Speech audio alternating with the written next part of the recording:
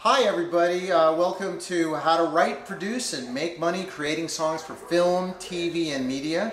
I'm Julius Robinson. Also speaking today will be Cindy Avnet. Also speaking will be Georgette Bivens from the Deutsch Agency, and Carrie Kimmel, one of the superstar writer, producers for placements in film and TV. We also have Anthony Cormican, who is an outstanding producer, and he'll be talking about how to get your stuff produced up to par for film and television placement. So let's get started. Music, songs, and music in film and TV has become the new radio in so many ways.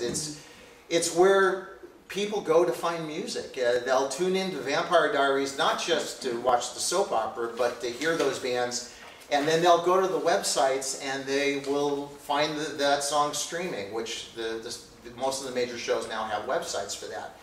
And it's become an extraordinary phenomenon. It used to be that I could get quite a bit of money, even for an independent, unknown producer, songwriter. And now those fees have come down because the TV shows especially know what a great bit of exposure it is. And a lot of bands are seeing, just by being in a show, a big spike in their social media numbers. And so that part has become a really important thing in what we do here. So the music supervisors are really the new A&R, and they are tastemakers in a lot of ways. And Cindy deals with a lot of the ones that are looking for really hip, up-and-coming acts that are not so famous they can't afford them, but are really there and amazing, and they hope to catch that wave. But 90% of what we place at musicsupervisor.com in films and TV shows is not from famous or even up-and-coming hot folks. It's from great writers and producers like you guys. And most of the time the stuff that's in the show is found after they do the scene. It isn't written right to that scene. And we're going to get to some of that in just a little while. So, I think I can skip how I got started, because I think all of you probably have a similar story. I mean, the one takeaway is I came here in the early 80s, and I was working at a piano store, and I was pretty good at lyrics. My music wasn't so hot, but there was this brilliant guy who was writing on the piano, and I knew he was better than I was with music. And so I decided to collaborate with someone who was better than me. And that's been the key. A bit of advice I give to producers and songwriters is collaborate and work with somebody, if you can, you go, oh my God, I'm so in awe of what that guy does. He was in awe of my lyrics. He really liked my lyrics. I was in awe of his writing. And he went on to get a song placed with Michael Jackson. It was just on the 25th anniversary Thriller re-release. His name is Michael Sherwood. And through him I met the guys in Toto. This is way back in the 80s. So I'm showing my age here. But that's how I broke in, and basically I didn't get any hits, but I got stuff in film and TV shows, and people were saying, well, how do I get in there too? And we started repping other people. Cindy did the same thing. She was also a songwriter, had a lot of things out there, and got film and TV placements, and we found as much joy out of repping other people as repping ourselves, if not more. So how do you write a song? By the way, any questions on that before I get to the core stuff? No? Okay. How do you write a song for film and TV? What song structure works best? I recently placed a song, one of my songs, in a show called Vegas, which was canceled on CBS. And there was a band called the Leftover Cuties, and they had a scene where, and unfortunately I don't have the picture on this, but they needed a song that was kind of an A song. It was all one piece, and then it broke, and there was going to be dialogue. So I wrote this song. This was from a previous thing. It was reproduced by John Houlihan, who's the music supervisor on Vegas. And the song is called Telling the Dice How to Roll, and I'll play you just a... I don't want to wait for the hand of fate. The odds are too great, even though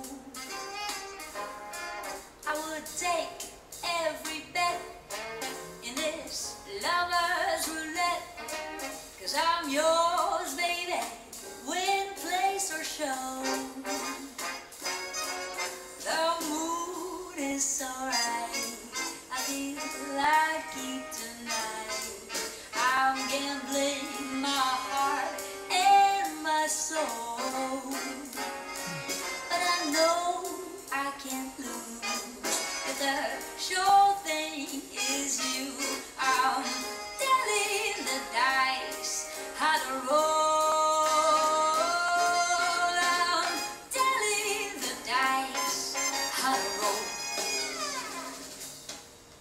then it breaks into an instrumental. And this is when the characters start talking. Let me turn this off.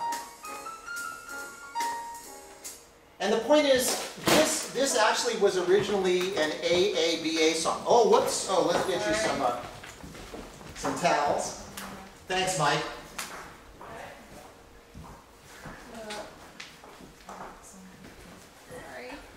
Oh, that's okay. Stuff happens. You were getting something? I'll take care of some. We don't have a real seminar until there's a spill. It's like christening a ship.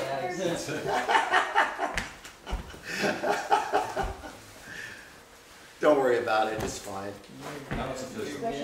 Well, now they're clear. Julius, can you unplug those headphones so they're not in the shot? Just unplug the headphones. Where are they? The headphones are hanging on it. You Where are just they unplug plugged? them so they're not in the shot. Just put them on the couch. Oh, okay. Yeah, This is so okay? it's not in the shot. Yeah. Oh. All right. Smells good. Too bad. Nothing worse than having to lose the boat. We love it. Yeah. I'm so sorry. Oh, that's okay. Sorry. Don't worry about it. Wood floors are great. Yeah, that's what I mean, you know? Yeah. Yeah. I mean, well, what are you going to do? It's wood. It's used to liquid. It looks good now, man. It looks Thank you. Looks really, Polished up. It's polished now. I'll just sort of add to that nice stain. Yeah, exactly. It's stained. Is it stained? No. No, it'll be fine. Just, I just mean, yeah. She's saying it's stained You'll have floor. the cleanest spot in Yeah. I know. Brand new. It's like a new wooden floor. Don't worry about it. Thank you so much.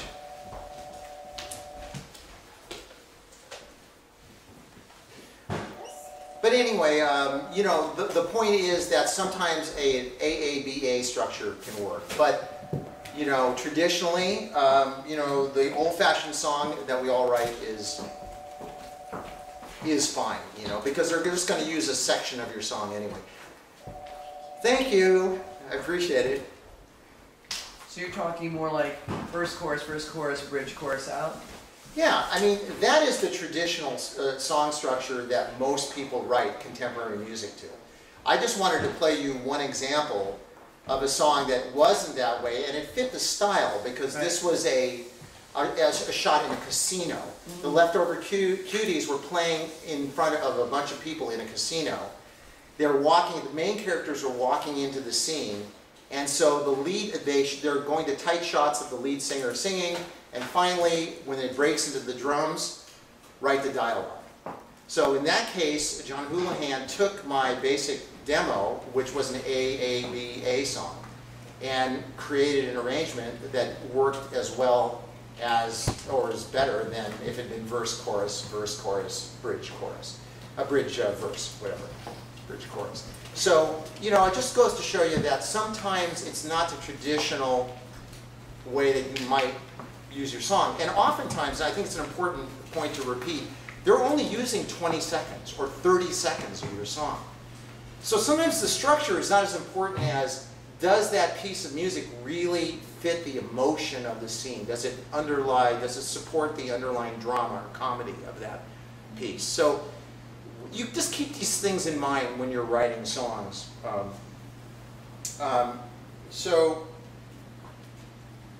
Another good example of an AAB song would be Every Breath You Take by the Police. It's a great song. It was used a lot back in the day. So, on your lyric content, I would avoid being too on the nose about particular things. Like, for example, obviously, in a James Bond movie, if there's a scene where James is pursuing the bad guy, you don't want to play Secret Agent Man. It's corny. But as a theme song for one of the James Bond movies, like Goldfinger, Live and Let Die, or Skyfall, those are the titles of the song, and it's been a tradition in James Bond to have the title song be the title of the movie. So you can be more on the nose when it's a theme song and less when it's against the scene. You want to subtly support that, whatever is going on in the scene. And so I'm going to play you something else now, and then I'm going to actually show you the picture from Vampire Diaries. This is a placement we got for a guy named Brian Steele. His band name is Analog Revolution. And you'll hear it. It's a very simple song, and then I'm going to play the scene in Vampire Diaries, and you'll see how it works. I have the lyrics.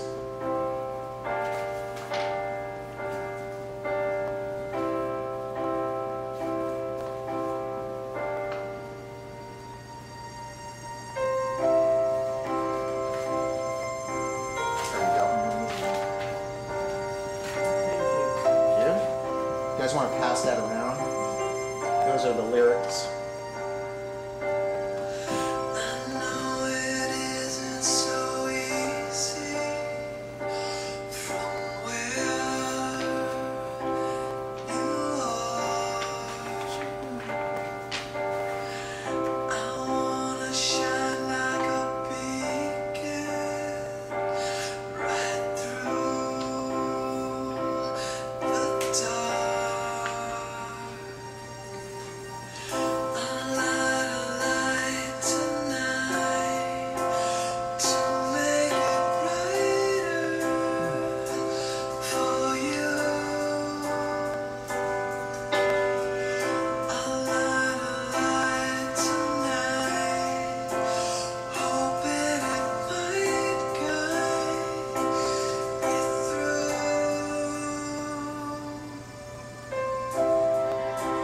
So you can see the simplicity of that piece of music. Now let me show you how it plays against picture here in the Vampire Diaries. Hey, Julius? Yes. Does it, I noticed before it goes back into the second verse, is there a little instrumental? Yeah, there was a little break there. I'm going to show you how it works with the picture through the song. Awesome.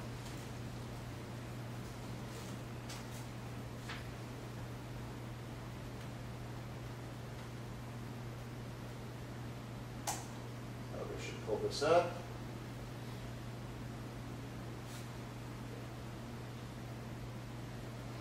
And so it will go right to it in a moment here. Everybody see that?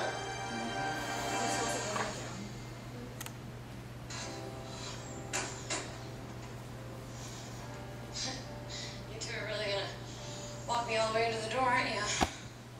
There's a lot of blood today.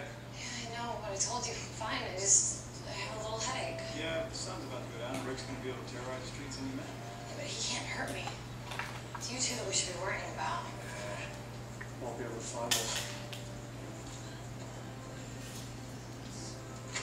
Very low. I'll call you when we get back.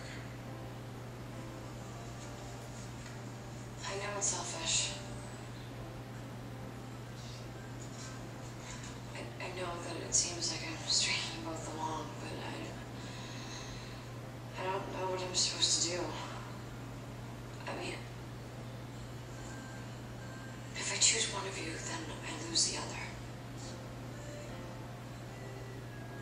And I've lost so many people, I can't bear the thought of losing one of you.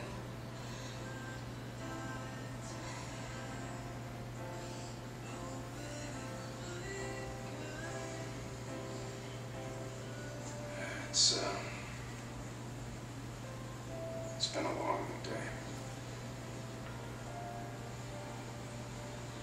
And we'll call you from the road. After we dump Klaus's body in the Atlantic. Just be careful. Both of you. Back into the second verse.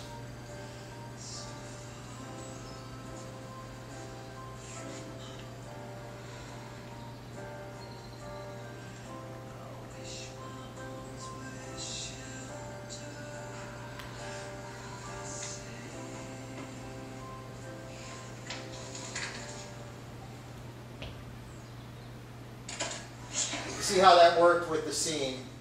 What are you guys doing here? Welcome to our victory party! The coolness of this placement is that the song is about light and darkness. That's the metaphor. And how I'm going to be the source of your light when it's dark. So in a very kind of subtle way, it supported the scene of what was going on. She had to choose between one of those two guys, and I guess a bad thing was going to happen to the guy she didn't choose.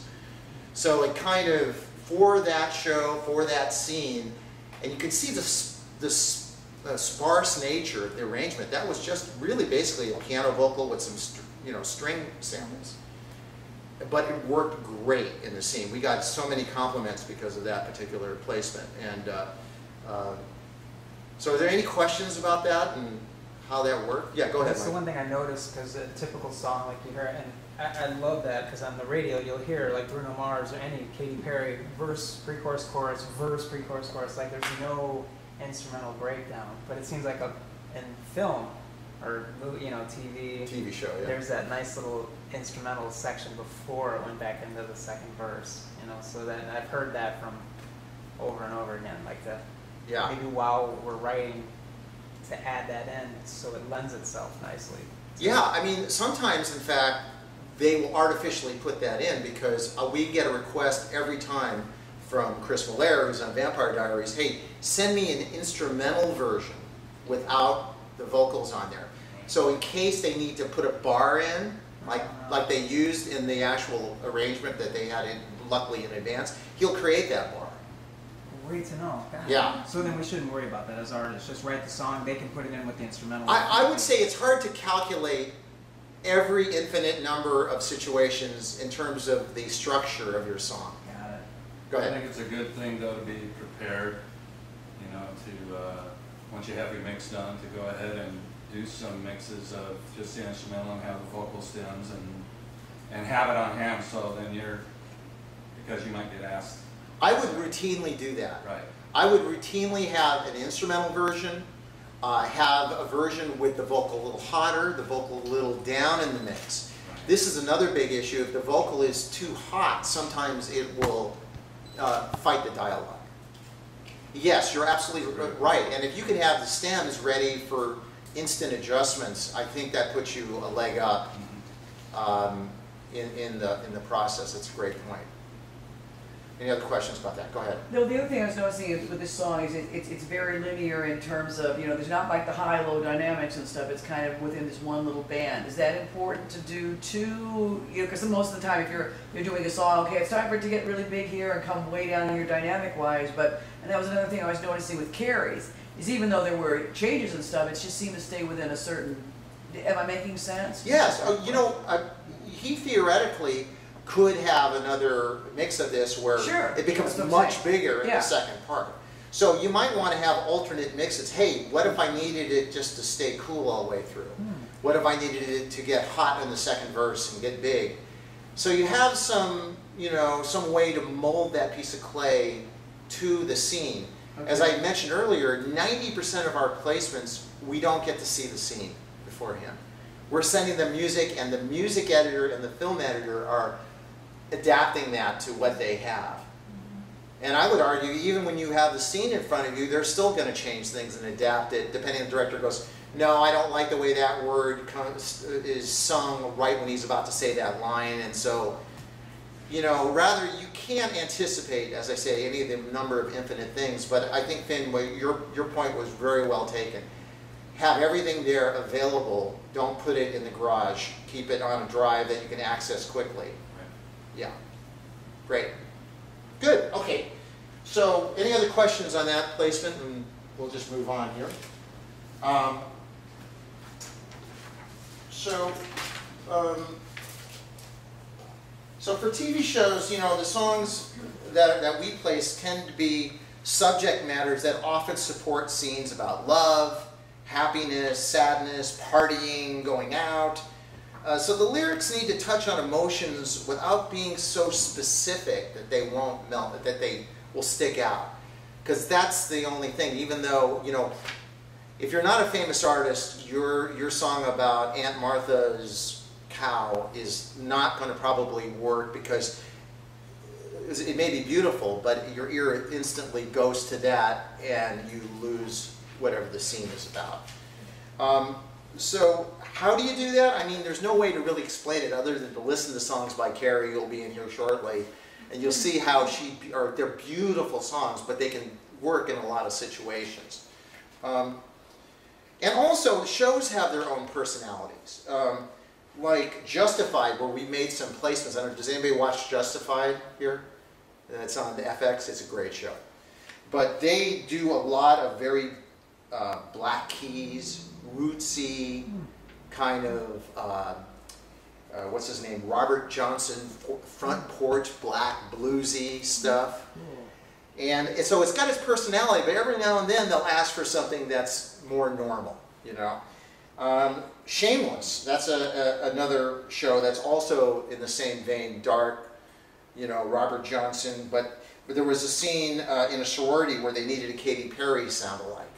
So they can have a show, well, normally, especially TV shows, they'll have a personality, and then there'll be those one-off little scenes that might need something different than what their normal personality is. So how do you find out about them? Well, that's part of coming up of how do you stay right on the pulse of what's going on, and we'll have some secrets on that a little later. Let me just, okay, what do you do if there's a famous song that's temped in, and you know that, hey, they've temped in this famous song.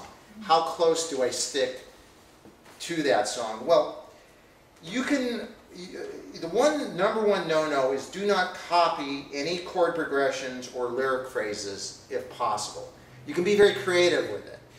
What really is key for replacing a famous song is to find what is the spirit, what about that thing really supports the scene that you're hearing about the most. And key on that more than particular chord progressions, because then it gets a little close and there's nothing worse than having a song and go, that sounds like a bad Can't Stop Believing, you know. I'm not sure I like that song, you know what I mean? But instrumental? If you can have a bad Can't Stop Believing, you know. But instrumentation-wise, do you want to probably stick pretty close to that? Because that's what they're going to really... That's a good point. Okay. Yeah, that's a good point. You might, instrumentation-wise, say, okay, it's heavy, it's a guitar-driven thing. They want that energy of that guitar, the danger. The guy is getting out of a pickup truck in the desert, walking into a dangerous place, and they've got a real gritty, dirty guitar. You might want to find that and put that in your arrangement, but you don't want to copy the song too closely. And this is sometimes has been a problem where we've submitted stuff and people have had some time and they said, you know, it's too close to the original. And I heard one supervisor said, you know, we already approached their publishing company and their record label and they turned us down for the money we had, and we don't want them to think this is a ripoff, you know. So it's a fine line that you're walking sometimes between plagiarism and getting the spirit of it, and there's no right or wrong. There's just, you see how close you get without stealing it. So what comes first? The title, the lyric, the music? It really all depends, once again, on the priority of the scene. If there's a phrase that's really critical to making the scene work, then yeah, you want to figure out some way to put that phrase in there. But if it's more about just sort of a vibe or an emotion, then you key on that. So that's something to think about. So when you're first writing, I don't know what your guys' processes are, but I like to just get it literally on my iPhone. You know, just get something down and play it for a few people and say, hey, it's going to be in this kind of scene. What do you think? Is it going to work? You know, I mean, sure, your mom and dad and your wife or husband, you know, they're always positive, but maybe even play it for civilians that don't know anything. You say, hey, is this something that you could see in this show? And they go, yeah, you know, and make sure they're not wanting to please you. And get reaction to it. You know, I always do that. And sometimes people go, I don't like that song. And I'll go, ugh, okay, well, maybe I'll try another one. So it's always hard because I don't know how much to depend on feedback and how much to go on my own gut instinct of what's going to work. But that just comes through experience. And so here's another thing that comes up when I'm writing also, is if I sat down right now on that piano and started writing a song, technically you guys are all co-writers. You know? So just think about that, because you know, sometimes there's a short window when you're writing for film and TV. It's not like when you're doing a record and you've got time to work it all out. But if you happen to be over at somebody's house and you get a call and oh my God, I got to write this for somebody, and somebody throws in a couple words, they're a co-writer. Sometimes we've had people say, I was in the room And I was just talking to the guy, and I think I'm a co-writer. You know, in hip hop, you can just literally deliver a beat, and you're a co-writer. So I like sometimes with my collaborators, I mentioned how much I like collaborating. I like to work that out in advance. Hey, we're just going to be even, Steven. Being a lyricist, if I go in and I rewrite half the lyric, I'll usually take 25%. You know, because assuming that lyrics are 50% and the music is 50%. But some people don't think that. Some people say, no, you know, lyrics are not as important as the music, so, or vice versa. It's been an ongoing conversation, as you guys probably know, as things have evolved in music. The rules that I grew up with are all thrown out the door, it seems. So just be aware of that. This has come up on occasions where suddenly this co-writer will pop up, and especially with the short window, as I mentioned, that you have for film and TV, just make sure you're clear with your writers what your splits are. And sometimes you'll write with somebody and you'll find out, oh my God, they have an exclusive publishing agreement with Warner Chappell. So I actually don't have the rights to this song. These are issues that occasionally come up, and just be aware of it, especially since I just urge you write with people that are better than you. But if I wrote a song right now and I put it on and I was alone in the room, theoretically I'd be 100% writing, 100% publishing, and 100% master. You wonder, why do I call writing and publishing 100%? That's how it's listed on cue sheets. And I have a sample cue sheet if you guys want to see it, which is from actually this, wasn't for this placement, it was for one of the shows we worked on, the originals. And for the originals, on one of the episodes we had like 5 things in there. So I have one of those cue sheets if you guys want to check it out. I also have the license and the quote that we did for that song, Light, that I just played. And you can see how they structure all that in there. So that stuff I can give you later. So how produced should your recording be? This has always been the million-dollar question. By the way, were there any questions before I move on to this how produced part? Anybody have any questions before I move on here? Well, just as far as just writing in general, should you be trying to structure yourself in like, okay, I'm going to hit as many genres as possible, or hey, I'm going to get like really good at like the really angst thing, or is there any advice? This is a great question. What I say to people is, what do you do best? Mm-hmm. What are the songs that are, or the pieces of music that people go, oh my God, focus on that. Now there are some guys or some women that know how to do many kinds of genres, and they can do them really authentically and impressively. Mm-hmm. If you're one of those animals, do it.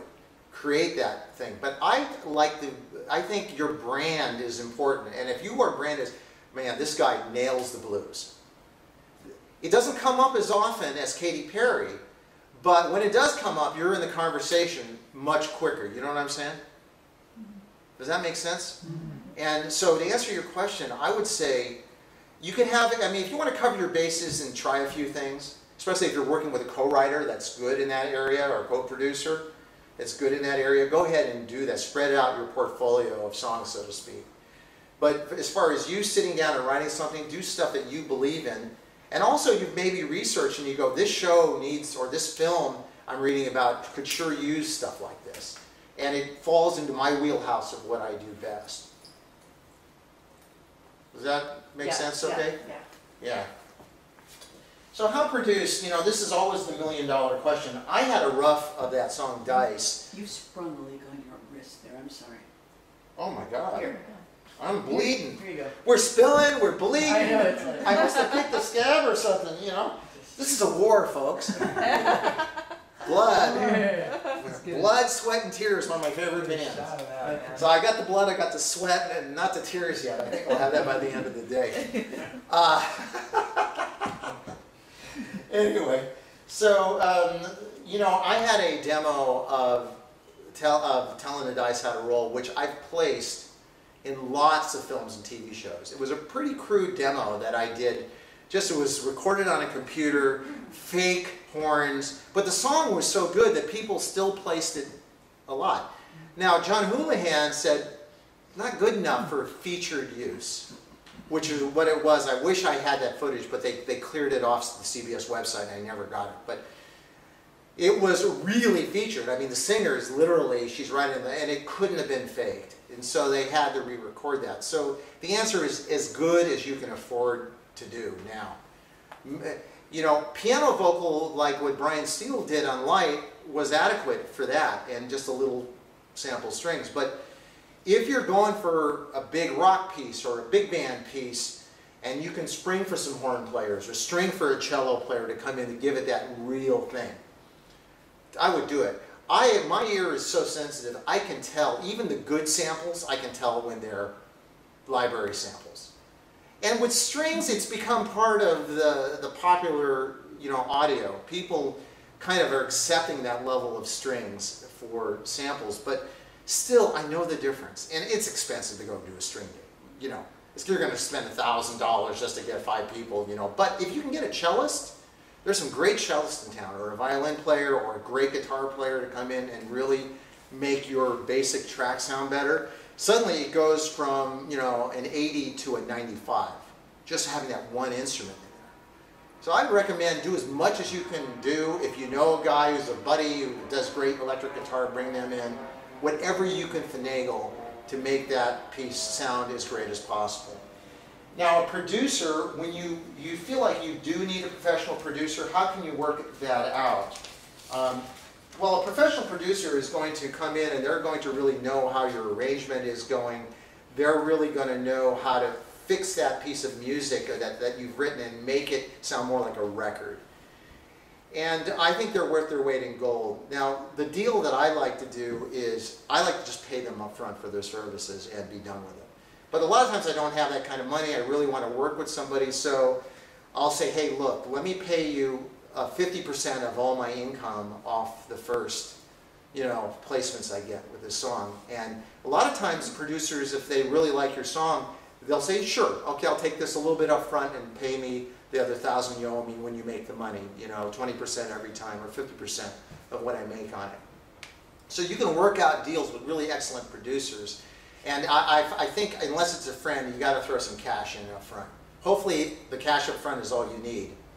Same thing with musicians. I would definitely, with a musician, make it clear, or a singer or demo singer, make it clear that on the check, write, paid in full, no back end money's owed. Just write it on your check. Because then they can't come back later and say, hey, I didn't say that you could put it in all these places. You want to make it clear that this is a buyout when you get your person in there. I've had this spring up on me in the past, so that's the reason I bring it up. We're down the line, somebody is very angry because I didn't give you permission to put my voice on national TV. I don't get paid $200 for that. I get paid $20,000, whatever she said. And we had a hassle, and I ended up paying her more money. And so, I wasn't being clear up front about what the deal was. So little things like that can trip you up, I know from personal experience. So, go ahead. Does anybody have a question on that? Okay. Actually, really quickly.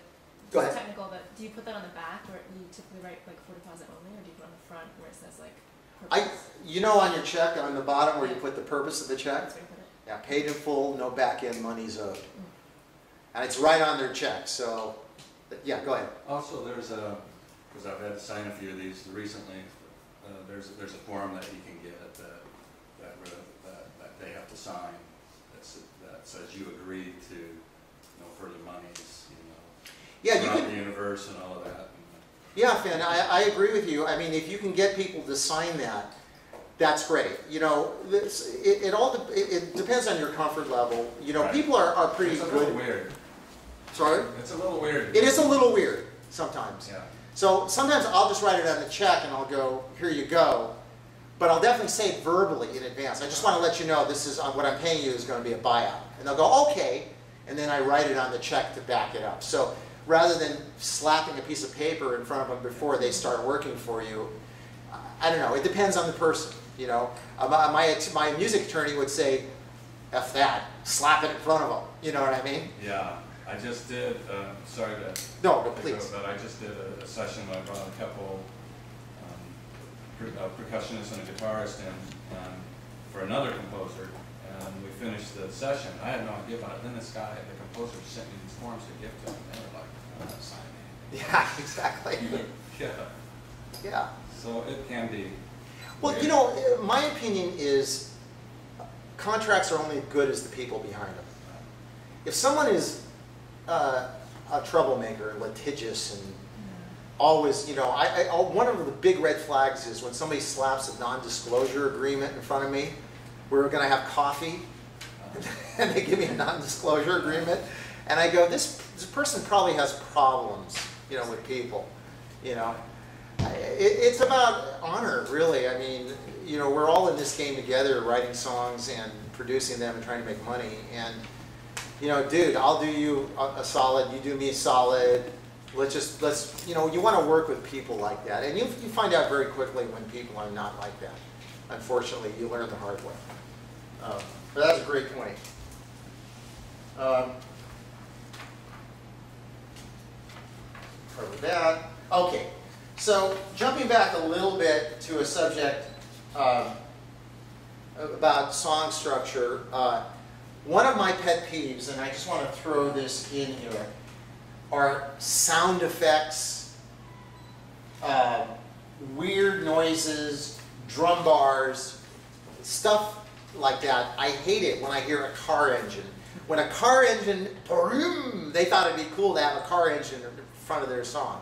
Or the scratchy old record sound. Have a mix at home for your purposes, but don't, for film and TV, keep all that shit out. Please. I can't place it if it's got a sound effect. It won't go in the scene. And it's one of the most common things I hear even on our catalog, and there are a lot of very professional people that do this. It's not, you know, I'm not pointing any fingers, but send us a mix that's clear of all that. Now, as far as samples go, obviously, and I'm not talking about a sample from a string catalog, but samples from other records. And in the hip-hop world especially, you get guys that are great at doing all the mixtapes, and that's fine for the mixtape world, but for film and TV placement, That, technically, if you put a piece of a Beyonce record, even a sample into your thing, that is not your master anymore. It belongs to Beyonce's record label. The whole thing does, not just Beyonce's little part. So it's like putting the virus in the bloodstream. You're now totally infected, even if the virus is only in your shoulder. Don't do it. And most people don't have that problem. The hip-hop world is part of the culture and tradition of the hip-hop world. So I have to be very adamant about hip-hop songs that they not have that stuff, or give me a mix that doesn't have it. Yes? I'm sorry. I missed that. Thank you. It's okay, no. Yeah, I mean, if you like to do those, you can do those. Especially the shorter ones, sometimes they can be sold through our system as a bumper or transition. And now a word from our sponsor. You know, so those things sometimes work. In truth, when Georgette Bivens gets here, she'll say, hey, listen, you know, we'll probably ask for all your stems and do our own remix and cut it the way we like it and stuff. So I think in the bigger commercials, they're probably going to do their own mix of it. And what's going to sell them is the initial song. So, you know, some producers in our system like to do that, and we have sections for that. And occasionally it does come up where we need it pre-edited. But I wouldn't kill yourself for it, in my opinion. Unless it really, you go, you know, this music is just perfect 30-second commercial. You know, this piece of instrumental music especially. Does that answer your question, Sophie? Yeah, thanks. Yeah. So, it's now 2, so Carrie should be here soon, but because I've come up to the section where I'm supposed to introduce Carrie, so my timing is perfect. Are there any questions about anything? Any just question about anything having to do with anything? Go ahead. The fade out, usually, what do you suggest? 30 seconds more? You mean how long the fade out? At the end of the song. Yeah, I mean, I think, you know, once again, I would gauge, like, you know. I would gauge how it feels natural, knowing that that fade out may have to be adjusted for a particular thing. Most likely, in film and TV placement especially, they're going to use 30 seconds, 60 seconds to do their own fade out. Hence the reason for having that instrumental track so they can work it around. So as far as dynamic-wise, just keep it at that high volume instead of doing your own fade out. usually we'll do our own fade out, and that might be too short, right? Yeah, I would definitely make the piece sound good on its own. You're right. And just make sure to keep everything available in case you need to adjust that. There you go. I don't know what meta tag is. Yes, okay, thank you. Thank you. Thanks for busting me on this stuff. No, I'm sorry. No, you're right. You've got the questions, and I'm forgetting Yeah, that something. actually is really good, even though I know what it means, but what is, you know, the tried and true, or what do you actually look for? Because there's so many descriptions that you could use, and so which one do you actually? Yeah, the meta tagging is really important nowadays because many times, you know, if you're coming through our system, we tag all the music, and tag means that when you play the MP3, you're going to see it's from musicsupervisor.com, and they know how to reach us. So if you can, if you're directly sending your music out for film and TV, you definitely should put something in the name of the song, artist, song title, and then phone number even, website if you have it, and you can put that all in the name of the song. You don't want to put a dot though. Just put, you know, if it's, you know, sokmusic.com, spell out DOTCOM, just so they'll look at it and go, oh, that's who it is. Whatever you can put on there that will make that MP3, because as music supervisors get literally hundreds of thousands of submissions, and sometimes they'll find something and they go, I don't know where I got this from, you know, and I've had panic calls from music supervisors. Did you send me this? No, all our stuff's meta tagged. So don't worry about that. Now, there is a more subtle tagging that we do within our search, which we also call meta tagging. And it has to do with, I don't know how many of you guys have uploaded at our website, musicsupervisor.com. Many times we will have you fill in, all the time, the genres from scroll down menus. And that stuff is not necessarily imprinted on the MP3, but it's there in our search, and we can provide that information. It helps us search our catalog. So that's also referred to as meta tagging. So there's some confusion between the two terms. But what I was talking about there in my questions was tagging your piece of music so no one is confused about who it's from. Does that make sense? Any other questions? What kind of music do you place through your site more than anything else? Yeah, that's a question I get asked a lot. Yeah. It all depends on, it comes in waves. Sometimes everyone is, like lately, the last 6 months, everybody wants Black Keys, bluesy, grungy.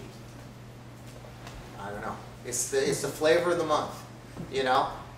And so, hence, some of our tip sheets, a lot of Black Keys, you know, has been coming up lately. Other times, it's like some of these shows like Pretty Little Liars, there's a sorority scene. We need dancey, EDM kind of stuff. Katy Perry meets, you know, whoever your hot EDM artist is, you know, electronic dance music. And so, to answer your question, sometimes I think I got it figured out, but then once again, sometimes it won't be the usual suspects, the rock, the pop, the R&B. It'll be some little niche thing. Oh, there's a scene where we need like an old style banjo and somebody, you know, it's something weird. So, I don't know. If the total numbers are what you'd expect, rock, pop, alt-rock, pop are probably the most licenses we've gotten.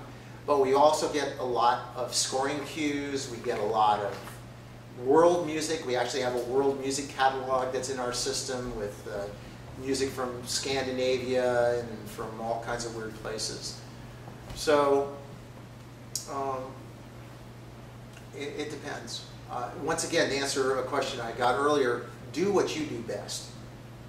Whatever your forte is what's going to rise to the top. I have another question too, because when I had this one company that wanted my stuff, they definitely wanted the ones that were what I call Spanglish, half English, half Spanish. So how good, bad, and different is it to have like some things of another language, or is there really no? It's fantastic. It's good. Okay, oh my gosh, yeah, because sometimes it'll be, it's once again, it's that niche thing where they'll go, you're never going to believe this, we need Katy Perry but sung in French because it's in a scene in Paris, you know, there you go. Okay. So I just recently placed for one of our members, you guys know what Max Mara is? You've heard, ladies, Max Mara? It's I guess it's, what is it, makeup? Yeah. It's an Italian company. They needed a French song that was going to play in stores on their TV sets. And they needed to sound kind of, you know, Edith Piaf, but more modern sounding, kind of that kind of Brazilian with a French. One of my members doesn't even speak French. She just happened to do a record of French language stuff. She ran into this French singer who she met at one of these events. And she said, well, come over and translate my lyric and sing it in French. She got the placement and she made $5,500. And she'll, if they use it for other further uses, she can make 10 or 20 or 30. But right now it's just been in store. So to answer your question, yeah. Good for her. That's Yeah. great.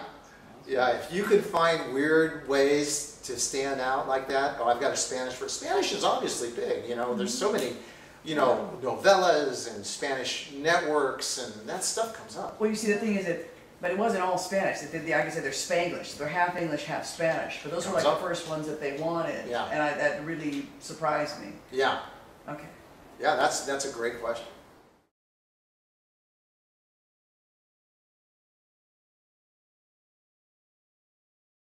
Ladies and gentlemen, I'd like to introduce Carrie Kimmel. Let's hear it for her. And in the coming months, in fact, just momentarily, you can hear Carrie's song, Where You Belong, as the theme song for season 2 of the hugely successful ABC family show, The Fosters. She'll be singing on camera with Al Pacino in his upcoming film, Imagined. And her long-awaited album, Black, will be released in mid-2014. So Carrie's story is one of extreme hard work. She's originally from South Florida. Carrie moved to LA to pursue her love of music. Since then, she's done everything from writing, recording, and co-producing her own music to placing her songs in over 250 films and TV shows, and also has been named one of the top 50 artists on VH1.com. Good for So, you. That's great. Okay, good pleasure. Very good. Yeah. So I'm going to start, and now before we go to the questions, I'm going to play your theme song from the Fosters. Can everybody see this? Can you see this? Okay, so let me go ahead and play this. Yeah, I'm fine. It's not where you come from, it's where you belong. Nothing I would trade. I wouldn't have it any other way. You're surrounded by love and you're wanted. Some never feel alone. You will always be right where you belong.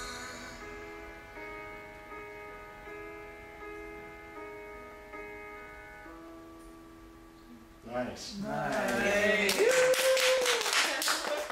So can you tell us, how did this happen? Well, so this one was a thing where, you know, it was sent out, a brief was sent out to quite a few people, and I don't know how many, it could have been anywhere from 100 to 1,000, I'm not really sure.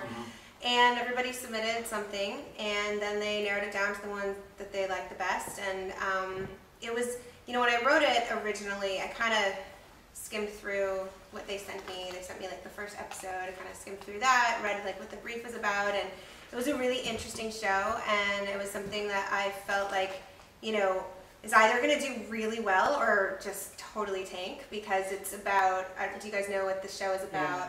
So it's about 2 lesbian foster parents, and they are like interracially mixed, and they're lesbians and they're fostering kids, and it's kind of controversial really for any channel, but especially for ABC Family. So we're, you know, nobody really knew how it was going to do, but I felt really inspired by just the overwhelming story of love and acceptance and all of that, and so it was a song that kind of wrote itself in a way, and it just, I wrote, originally they really only needed a chorus, but they wanted, eventually if they chose the song, to have a whole song, and so I just kind of started writing it from the beginning to the end, and I didn't write a chorus, I just wrote like the verses, the whole entire song, and it just came so naturally, and I kind of felt when I finished it, like, I think it has, a really good chance of getting it, and it did, and I was really excited, and you know, and of course there was like the questions. First they were going to have Jennifer Lopez as the executive producer, so at first she was going to sing it, and then like last minute they decided not to have her sing it and to keep my vocal, and basically it was my scratch vocal. They just kept the whole thing, and it worked really well with the picture, and we didn't have to change anything, so that was really cool. It just kind of fell into place. That's great. Yeah, That's really great. Did you get to see the picture before you wrote No. the song? No. Did they give you any kind of description of what it would be? The picture, the Yeah. opening. No, no, we had no idea actually, or I had no idea. I wrote it. I have a guy that I do a lot of. He does a lot of my production, and I play piano, so I had given him just like a piano vocal, and then he did the production to it, and he's amazing. And so, but I didn't have anything, and when I sent it to him to work on the production, he didn't have any of those notes. Wow. Yeah, that's interesting. That just goes to show you sometimes you're going on instinct almost about what the bigger picture is for that show. Right. So far as a tempo or anything like that. Well, they had descriptions as far as the songs that they liked, the feel. They had a couple artists that they had described, like I think, oh gosh, I'm forgetting her name. Colby Calais, I think, was one of them. They wanted a singer-songwriter feel. They wanted it to be like, I think it might have even said like mid-tempo. So we had that. All the songs, or all the artists they were kind of talking about, they had a lot of piano-based songs, and I play piano, so that just was naturally where I went with it. So it just kind of worked with the direction they were giving. It was like the first thing that came to mind. Now, may I ask you, on a business level, how does having a title differ from having background source or even a featured song? Well, I mean, first of all, it's different as far as, royalties are concerned. Can you describe that?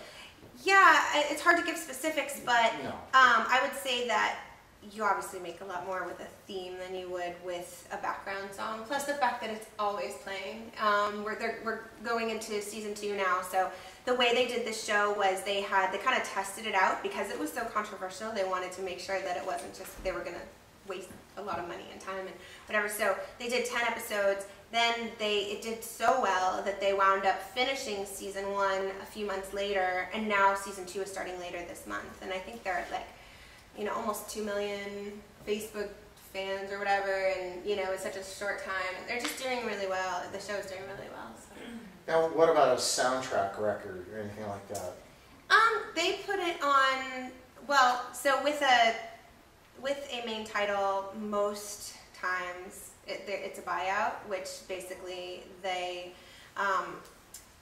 when they sent me the brief, it said, it's a buyout, which basically means that ABC Family is going to own the master. They're also going to take the publishing. So what I keep is my writers, and that's it. So you kind of know it. Kind of sucks, but you kind of know it going in, and there's nothing you can really say about it at the end. You're either down or you're not, and if you're not, then don't even submit. So,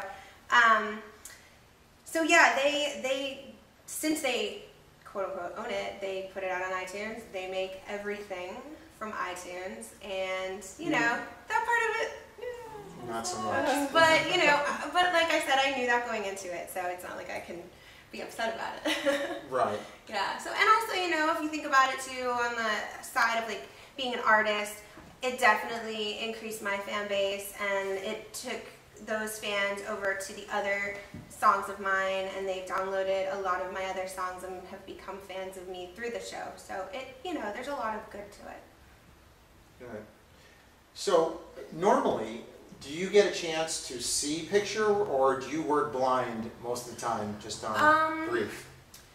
Usually, I don't see any picture. Right. Very occasionally, I do. Especially in the ad world, that's usually where I'll see a picture. Like with commercials, I've done a lot of commercials overseas, and some here as well. And they'll usually send the picture, and then because you're writing to picture for that, so that's different. This was more. I don't even know that they had this before they had the song. I'm not sure. They may have done that after they had the song. I see. Yeah, cool.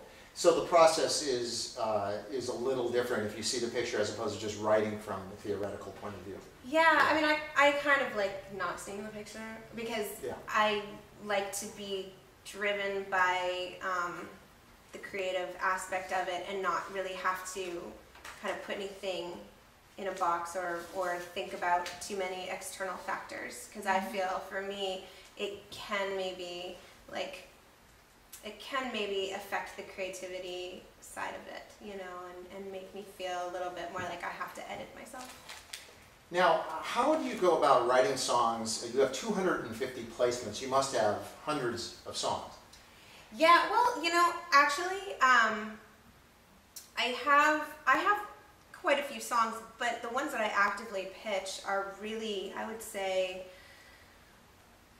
maybe under 100, maybe 75, maybe, Wow. something like A lot that. of multiple placements. Yes, yeah. There are certain songs that get placed a lot. There are some songs that have only been placed once, and there are some songs I've never had placed, and I tend to kind of not really send those out very much. It's, you know, sometimes you have a vision in your head and you think it's going to sound one way, and then you finish the song and it's produced and it's mixed, and you're like, yeah, it's not as good as I thought.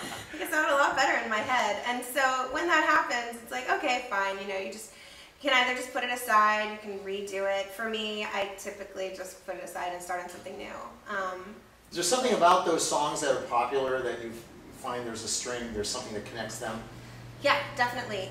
They're all different in genre and lyrics and all that, but I think that one thing that's pretty common is lyrically they're all somewhat non-specific. They're about an emotion, or they make you feel something. They're not, especially the choruses, are not so specific lyrically that they don't work for most things, you know. So I think that having a somewhat of a broad yet not generic lyric is important. Saying something in a way that maybe hasn't been said exactly that way before, yet it could apply to a lot of different situations. I think that's probably a common thread. And then also, it has to work under dialogue well, and sometimes certain things about production can take away from that. So I think, and that has a lot to do, the production side of it has a lot to do with my partner, because he is great at production, and we've been working together now for probably like 2.5 years. And I can get into that too a little bit, but the way I used to record was a bit different than the way that I do now. And, you know, I got a lot of placements with the way I used to record, but the way that I do now is a bit more efficient, and it's quicker, and it's easier, and I can explain that as well. Yeah, that'd be great if you could explain the process. Sure.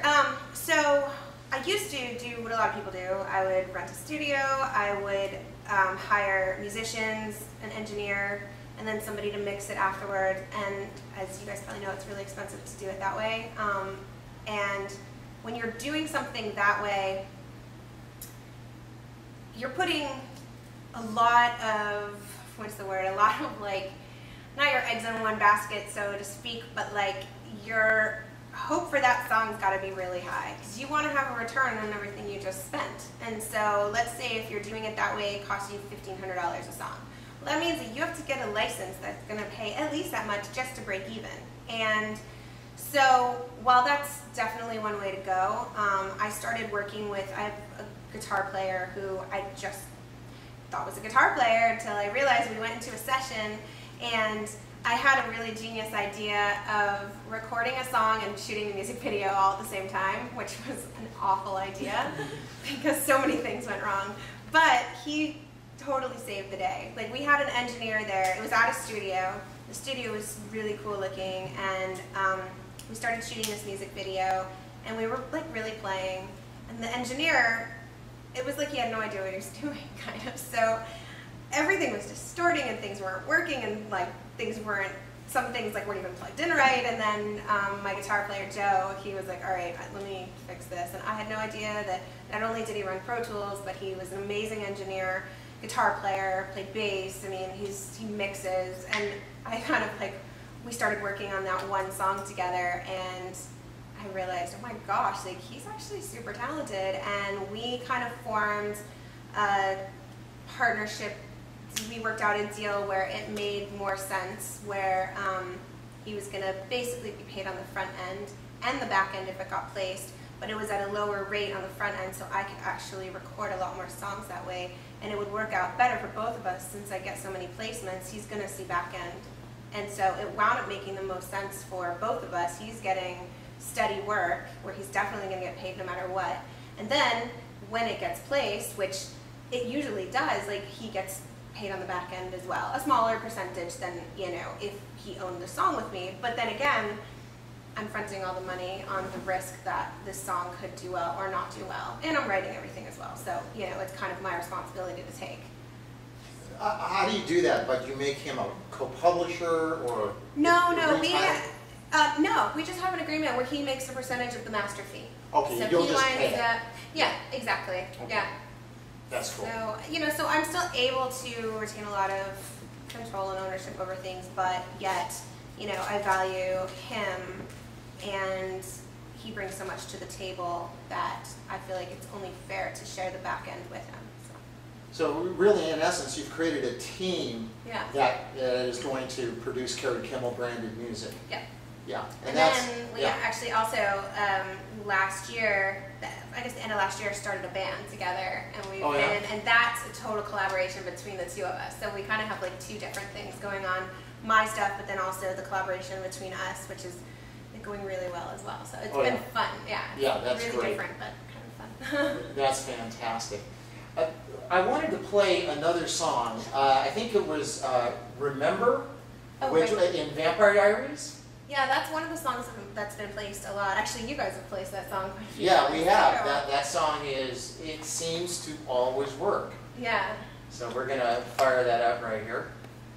And play this now. Whoops. We have to watch the ad. Oh, the ad. They're making money off your song here. Actually, it's me. I made them do that. What? Oh, you get money. Do you get money on this? YouTube, yeah. YouTube, yeah. Yeah, that's awesome. Yeah, it's good. Well, if it's my channel, it's not, the ads are on it, but sorry. That's your, it's your tune. I can't see it. Okay, It's this just- one. Here, yeah. Better? See it now? It's the reason they couldn't see it. Yeah. Oh, well. Are you kidding me? You look like a backstabbing Just beautiful and brings out your eyes. Thanks. I thought I'd do it a favor. Caroline, why don't you come dance with me?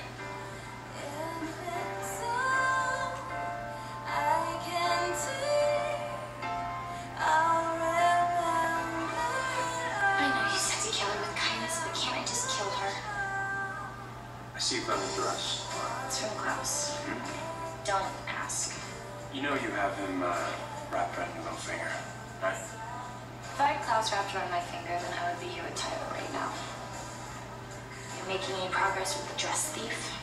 I don't know, I think it's affecting me a whole lot more than it's affecting her. What do you mean? Every time I tell myself that I'm moving on, there's this part of me that just can't seem to shake her. It's normal stuff. I mean, you guys were in love. That doesn't go away just because you declare that you're moving on. Then how does anyone ever seem to move on? I don't know. I think that someday you'll meet someone new and you'll fall madly in love. And you'll have moved on without even realizing it.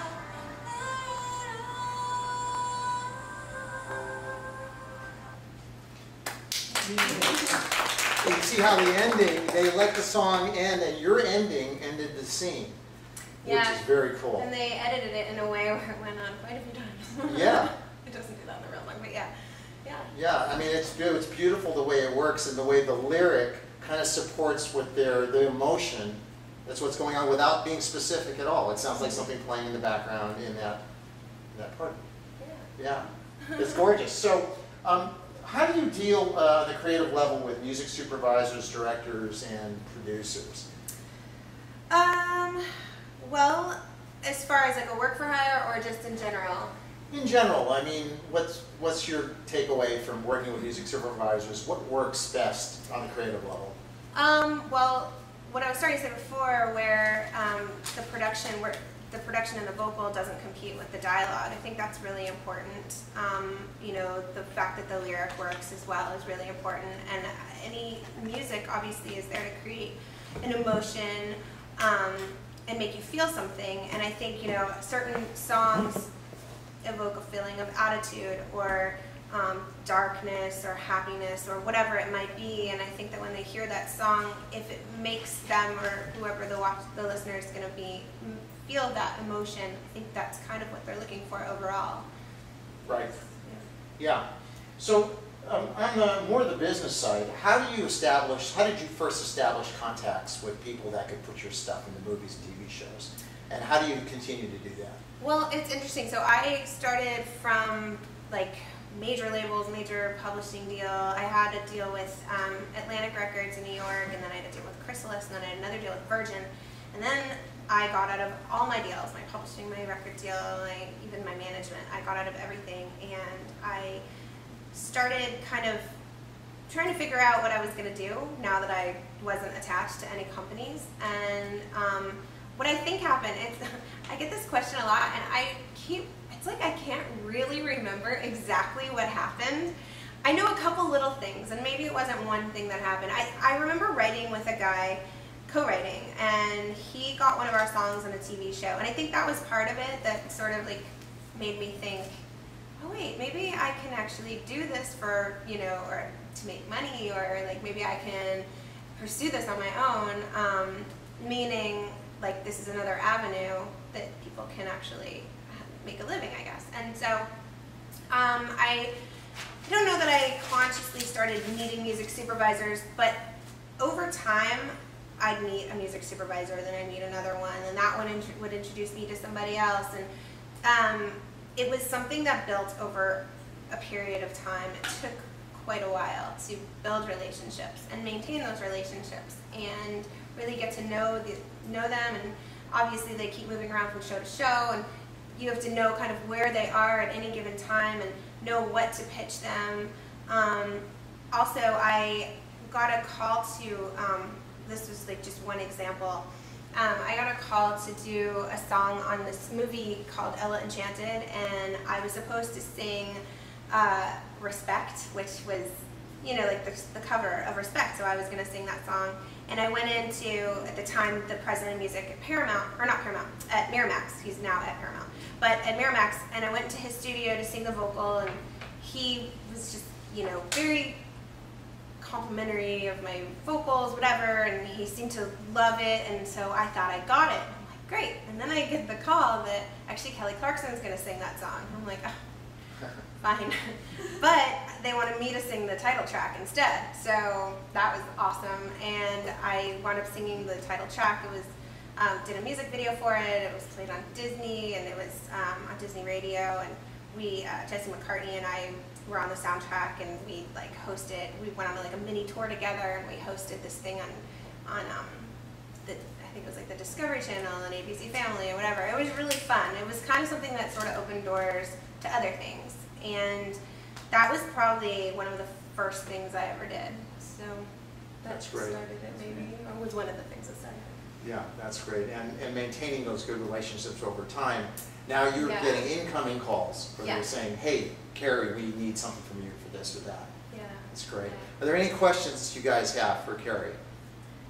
Well, just as far as building your own, quote, library of songs, because I went through and listened to some of your stuff, and my favorite, I think it was I Like It. Yeah, that's like one of my favorites. Oh, okay. Yeah, no. Because you definitely have these two, at least from what I saw in the videos, you've got that intimate side where you're doing that kind of stuff for the Fosters, but you also got your rock side for the dark side. Yeah. Yeah, which is really great that you've got that kind of range and stuff. So did you start off like, okay, I need to build a range of songs from what I can do, blah, blah, blah, or did you just kind of like as things went along, or hey, I feel like this, or how did you build your library? It's more I just feel like this today, and I get inspired by different things, and with each one of my albums, they're all different. My first album was a little like pop country, my second one was very singer-songwriter, my third one was super dance, like almost borderline, had like dancey techno kind of songs. The one with the drag queens, is that what you're thinking? Let's see. I have a song called Go, which has been placed a lot. It was in World War Z, and I did a music video for it. Let's Light It Up. Oh, that's a long. That's a different. Disco. Okay, that's yeah. a different story. It's definitely. I was going. Wow, that's a totally different. That's a thing. different story Okay. if you want to know how to Well, learn I'm from just- someone's like mistakes. I said, but I can see what you were doing. That you had, a wide range and. Yeah, that's a totally different thing, which I can get into, but that was something I had to learn the hard way. But yeah, every album's been a little different. The album I'm working on right now is very dark, swampy. It was the trailer for the title track was the trailer for The Walking Dead, and Yeah. it's a Justified, and it's in like a lot of dark shows. It's like the trailer for Beautiful Creatures, which is like that dark film. Like it's just a little bit of a darker kind of moody album.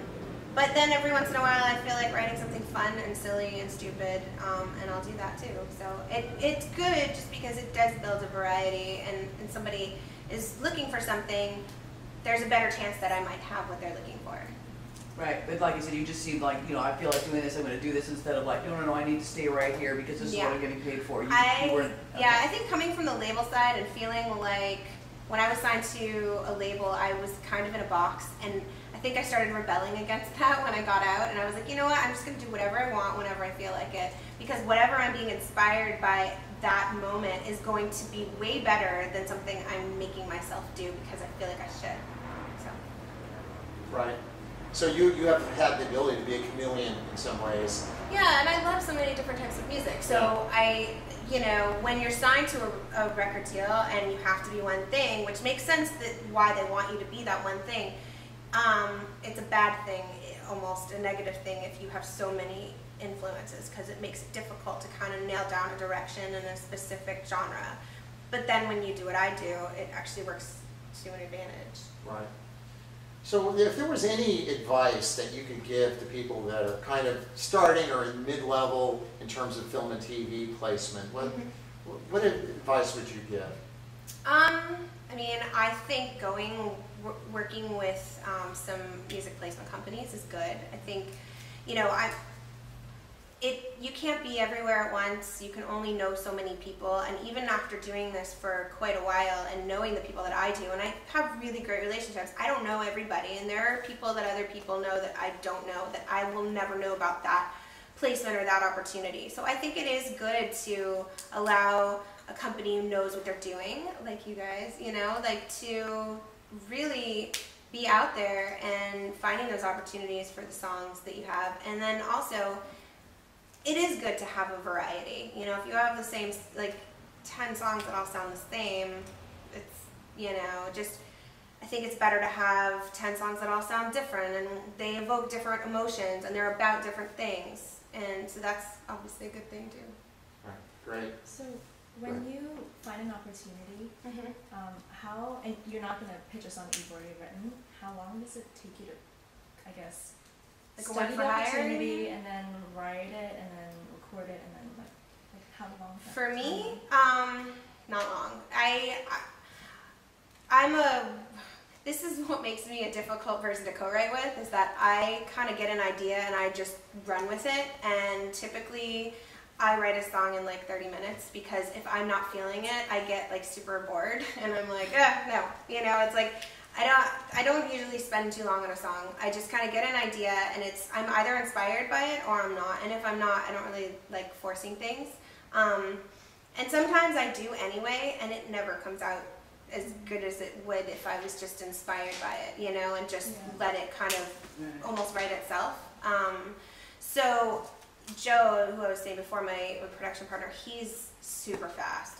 There are times where he'll do a mix and we always go through a couple of revisions, so he'll send it to me and I'll write down all my notes of the things that I want to, tweak, change, whatever. And there are times where literally 30 minutes later I have mix 2 in my inbox. I'm like, what? So he's super fast, and the way that I write is really fast. There are times where, usually they'll give you a week or 2 turnaround, but I usually try and just do it when I'm feeling it, and it goes fast that way. So Remember is my favorite song, Oh, which I first heard on the thanks. TV show Greek. Oh yeah. How long did it take you to write that one? Probably 20 minutes, yeah. Yeah, no, that one was, do you want to hear the story of the song? Okay. I started dating this guy, and we were not sure where things were going, and we were super in love, and he was moving to Scotland, and I was, you know, not sure that he was ever going to come back, which he did wind up coming back, and we're still together. But anyway, it was a long time ago. And, you know, that was just one of those things that I was feeling, and like, so, you know, it's like my outlet for writing. You know, writing songs is my outlet, where some people might play guitar or run or paint or whatever. So, you know, that was written really fast. Yeah. So we had a question back there. Yeah, I was just wondering, because you said that when you first started, that you just started meeting music supervisors, and then they would introduce you to other music supervisors. Like, where did you meet the supervisors at? Was it like through Facebook, or was did you go to events like this to meet people, or? It typically wasn't events, although occasionally maybe. They were all very, very different. This guy managed me for a very brief time, and he introduced me to this guy Randy, who was the president of music at Miramax. Wound up, he's very creative too, and we wound up writing together. He had and one of the songs we wrote together wound up on my first album. And then he moved over to Paramount as the president of music at Paramount. I've probably had, he likes to say that he's put 50 of my songs in his films. It's more like 10, but whatever, it's fine. But I've also sung on a lot of his films too, like where I've sung either for other actors or just sung, you know, like in Footloose I sang with Blake Shelton, the end Footloose song, you know, singing Dreamgirls. I've just sung on like a lot of their films, so I've worked on a lot of things with him, and he's actually introduced me to a few people. There was one time where I was, my cousin plays keyboards. He's the only other musician in my family. He plays keys for Pink Floyd, and I was in the second row, and I was there with my boyfriend, and we were just, you know, getting ready for the show to start, and there was this guy standing next to me, and he kept talking about 6 Feet Under, and that's my boyfriend, like one of his favorite shows, and so he's like elbowing me, he's like, find out who that guy is. I'm like, why is he in the second row at a Pink Floyd concert? Obviously it has something to do, you know, and he keeps talking about 6 Feet Under. Well, it turned out that he was the music supervisor for 6 Feet Under, The Walking Dead, Breaking Bad, you know, and so we wound up having like this long conversation. And like, it's literally random things. One other story I'll tell you about is I got a call from somebody who used to work at Miramax for wanting to place an old song of mine that she knew.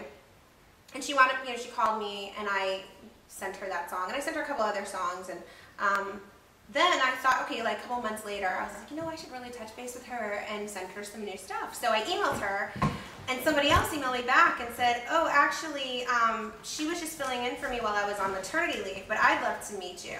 And it was basically Alex, the head of music over at ABC Family, who's now over at DreamWorks, and I wound up meeting her, becoming good friends with her. She introduced me to a lot of music supervisors, and it's kind of like one thing leads to another, but you have to put yourself out there in order for anything to even possibly happen.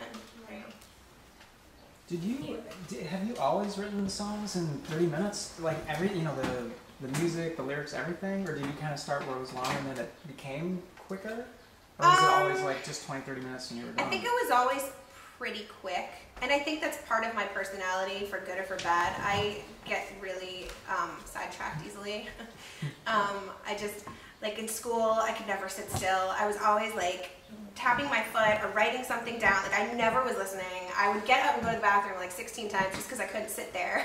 Like I just get bored easily, and I'm like, something's got to be inspiring me or interesting, you know, keeping my attention. And so it's the same with songwriting. If I'm just bored of it or it's just not happening, I'm like out. You know, I kind of check out. And you'll be totally done though, 30 minutes, like lyric, everything. Yeah, the only thing that I might not be totally done with at that point is maybe like a second verse or something. Okay. But it bugs me it's something, I rarely do this. When I send something off to my partner, I typically have everything written, because it bothers me to send him even just like a la la la second verse. Like I want it to be just done. I don't like knowing that it's not finished, and you know, especially when I start something, if I'm being inspired, it's usually just gonna all come out the best way right then, you know. Let me ask you, what is the toughest song you ever had to write that turned out good? Go. Go. Definitely. Yeah, why? That that one lyrically stumped me. So that was one that was not written in 30 minutes. The melody and most of the lyrics were, but there were a couple of lyrics that were really, really, I don't know why, but it was really tough for me to get that song lyrically to where I wanted it. Because, you know, making something relate to a lot of different topics, yet still be about one thing, saying something in a way that hasn't just been said over and over again that same way, it can be challenging. And I remember, like, Joe was working on the track while I was working on the second verse lyric or part of the lyrics, and I was just like, I wanted to pull my hair out. And I finally got it, you know, but that was one that, yeah, it was definitely tougher. Yeah, that's great. Any other questions? Do you use anything like a, you know, master writer or rhyming dictionaries, or is it just boom, inspiration, it comes out and done? I've tried using rhyming dictionaries and I've never gotten anywhere with it. I think, because so many of my rhymes aren't real rhymes anyway. They're like, they sound like they could be, or they're like one word and then like two words that kind of sort of sound like they could, you know, and those are really hard to find in a rhyming dictionary. More rhythmic similarity sometimes. Yeah. Right, yeah. Or like a same vowel, but they don't really rhyme, but they could, you know, they sound like they do. Right. Well, I must say that one of the areas that I was in awe of in your career is I recently watched the Beatles' 50th anniversary of their appearance in Ed Sullivan, and I saw you standing on that stage singing backgrounds with a few of the legendary people. Can you tell us how that happened? Yeah. So, in addition to like placing my own songs or writing, producing, whatever, I also sing on a lot of projects. So, like I said, I've sung on a lot of Paramount films. I've sung on I'm one of the main singers on what's the Pitch Perfect. We're getting ready to do Pitch Perfect 2 in about a month or so, and then I got called to, and then I do like on camera stuff too. So you know, there's been different shows, NCIS and The Middle and whatever that I've done on camera. But so this was one of those situations where I got called to do an on camera for the Al Pacino film. And they got my name from somebody, gave it to somebody else, I don't know. Somehow they got my name, and it was me and this girl Judith Hill, and then this other girl Carmel. So there were the three of us, and we all have very, very, very, very different voices, like very different, and we all look very different. And so I think they wanted that blend, you know, in all ways, because we were also on camera and we were recording the song. So Don he's a producer, he was producing the track. He was also the band leader, putting the band together. We had an incredible band, and it was like an all-night shoot at the Greek. And we did, you know, we shot with, you know, Al Pacino. He's playing, it's this movie where he's playing like a rock star, like he's an older rock star now and all the trouble and stuff. It's actually a really good movie, and it's coming out later this year, I was told. But, so for the Beatles thing, well, first it started out for the Grammys. Don called the three of us again to sing for Ringo at the Grammys. And so then it turned into another event with David Lynch, and we were basically the house band for this. Ringo was being honored, and David Lynch, it was his birthday, so they were doing like a Ringo's, you know, and David Lynch birthday party. It was kind of like a whole thing, and Joe Walsh played, and Ben Harper, and Ben Folds, and we just played with everybody that night, and it was just the two of us, Carmel and I, because Judith was out of town. And then that night, Don asked me if I would do this Beatles thing, and I was like, well, okay, I'll check my calendar. He's like, I think you probably want to do it. And I'm like, oh, okay, I'll do it. And I still had absolutely no idea what we were doing. All I knew was some Beatles tribute. For all I knew, we were singing with a whole bunch of random people, and they were just doing cover songs. Like, I had no idea what we were doing. And then I looked at like the rehearsal schedule, and I was like, it was like 2 weeks back to back of rehearsals. I was like, are you kidding me? This is like a lot of time. Then it turned out we were the house band, and we were playing. It was Peter Frampton and Steve Lukather and Don Was and Kenny Aronoff, and it was just this incredible band. And then the three of us doing background vocals for everybody. So I don't know if you guys saw the CBS Beatles tribute. It was in February. We sang with everybody, you know, Stevie Wonder and Ringo, and who was there? John Mayer and Alicia Keys and John Legend and Pharrell, and we sang with everybody. It was incredible, and everybody did a different Beatles song, and so we spent like 2 weeks rehearsing with them, and then the coolest part was at the end when we all came out on stage and sang Hey Jude, and we were all singing, just Paul and Ringo and everybody. It was incredible. It was just super cool. That's what I say. It was one of those experiences. I was like, okay, yeah, this is something I'll remember forever. That's the payoff, is when you've got Paul McCartney and Ringo and you're singing Hey Jude. Yeah, it was awesome. Career Like over. Pharrell and Stevie here and Don. It was just like the people up on that stage were incredibly talented, and it's just like, wow, yeah. Yeah. It was good. That's awesome. All right. Well, unless there's any other questions, we're good. Thank you so one more much. question. Oh, did you have one? Yeah, I'm full Oh, of good. questions. Oh, You good. mentioned that you were going to check your calendar and see if you had free time, but I was just curious, what does your calendar look like on a very generic basis, like day to day? It's totally different every day. Well, I also have a 4-year-old. So my life has, for the last 4 years, involved a lot of kid stuff, you know, but I work from home for the most part. My studio's at home, and so you know, my nanny's there with my son, so I'm able to be with him most of the time.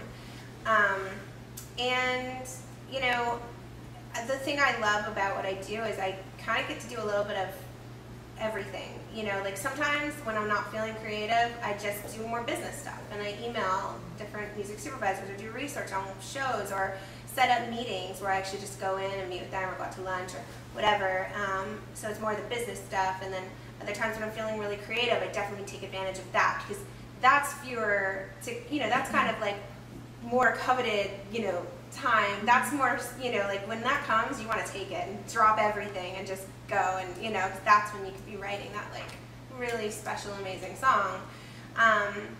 When, like, probably my favorite song that I've done in the past, like, few years or whatever, is my song Black, and that song was totally, I started watching Sons of Anarchy, which I'm obsessed with that show, and I can't wait till it comes back on. But anyway, I got really inspired after watching one of the last episodes, and that was one of those nights I was so tired and I didn't feel like writing because I just wanted to go to bed. And I had like that time, probably like a 2.5, 3-year-old, and I just was like, oh, I have to wake up soon. And but I pushed myself and I sat down, and that was definitely one of those songs I wrote. It kind of wrote itself very quickly, to the point where when I woke up in the morning, I was like, I looked back at it and I'm like, what the hell is this? Like, I don't even understand it. I don't know what this is about. It's just really, and it was stuff that like would never really come from me. The lyrics are lyrics that are just very unlike my character to say any of those things. And it wound up being like one of my most played songs, and it was a good thing that I pushed myself to do that. But then the next day I got to sleep in. But that section too, where it's basically what I would think of as the chorus, you know, that's a tough singing that. That was just like I was going, whoa, yeah. Thanks, yeah. But it was really cool because the way it was with the lyric and stuff like that, it was just the perfect thing to do there. I just really went, yeah, that was very, very cool. Yeah, it was definitely one of those like not thinking songs. Yeah. I didn't think on that A one. stream of consciousness. That was Yeah. great. So do you, like, when you hear an opportunity, do you like try to get it in within 24 hours? And if it still works like that for you? And Yeah. when you have those pitches, what percentage of stuff you pitch is actually accepted? Do you just accept that like 90% is accepted, or how does it work? Are you talking about work for hires or like a license, or Well, what like do you- when you hear of an opportunity, it's not like Right. you have it set. Oh, like how many? Like what is the percentage of the time? How involved? fast do you have to get it? Do you have to get it in and to be considered? Usually they'll tell you when the deadline is. It's typically at least a week. Sometimes it's longer. They Sometimes say it's that, but 2. do they really only listen to like the first 5? No, 10? I think they really mean that. I Really? think they really want to get the best of the best in. Yeah, yeah. And sometimes they'll go out again if they didn't get what they wanted the first round, and that's happened quite a few times. So, you know, they didn't like anything they heard, and they expand their reach, and they reach out to the same people again, and they say, look, we didn't get what we wanted, and, you know, we're looking again, you know, and so that, you know, so, I mean, it's always good to at least try for those things, but there's a lot of, you have to know, too, there's a lot of other people who are trying for those, and there have been many times that I've tried for them, and I haven't gotten them, and there have been, you know, I've done 7 theme songs now, so that was 7 times that I tried, and I did get it, but I've probably tried, like, I've probably written at least 20 something. I've probably tried for at least 20 something and didn't get those, you know. So It's a good batting average. That's a Really good. Yeah. Yeah. But you know, it's you know that you're up against a lot of competition, and the chances are pretty slim that you're going to land it. But you might as well try. You know. So. Okay. All right. Thank you so much, Yeah. Carrie. We appreciate it.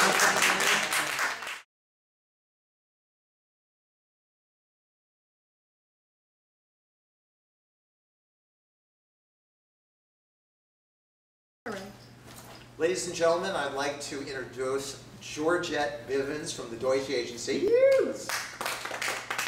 And real briefly, in July of 2013, Georgette joined the business affairs team at the Deutsch LA Agency to work on the Volkswagen USA national ad account. Georgette is a native to LA, has over 18 years of experience in various aspects of entertainment licensing with a main focus on music. So, first thing, Georgette, I'd like to do is play a spot from your Zillow campaign, which blew me away. So let me go ahead and get that going. And we're going to see how this works here. It'll work momentarily. It says it's farther. Okay, there you go. Tilt the screen towards us.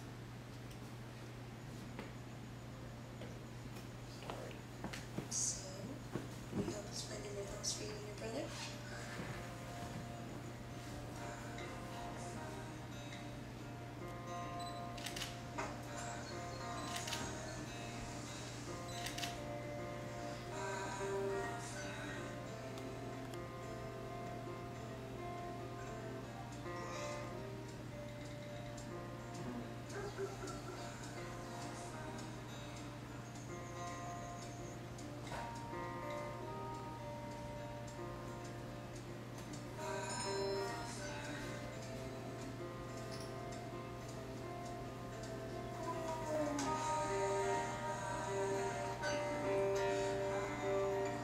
You're not just looking for a house.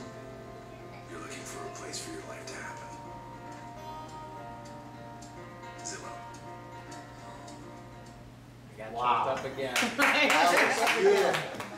Can you tell us how that commercial came to pass? So this campaign, normally what we usually do is we get our storyboards and then we basically work backwards. We get our storyboards and we find a song that will, you know, that's what we're trying to get across in this commercial. This one, we worked the right way to me, is we reached out to Ray LaMontagne and we told him that we were looking to do a campaign where Zillow is, you know, hunting, it's a house marketing, you know, app and website and everything, and we basically gave him keywords of this is what we want you to write and we would like to join with you. We'll drive, you know, we'll have a link to on our YouTube page, on our Zillow website, and we'll link it to your iTunes. All of the stuff will go to you. We don't want any of the rights of this song, nothing, publishing, master, nothing. All we need is exclusivity for 2 years for this campaign to run, and that's it. After that, the song is yours. So he did. We gave him keywords. He wrote the song, and that's the song that. And then we built the commercial around that. So we had his song, and then our creatives went around that song, and then they built the commercial that way. Awesome. So and this is the way I love this way. I love when we have a song there, and then they build the commercial around the song. Other ways is, you know, the normal way is they have the commercial and then they seek out a song that will, you know, go great with the commercial and get the point across to them. So, Right. but it was great. This is a Yeah. wonderful commercial, really pulls at your It was heartstrings. wonderful. I loved Yeah. it.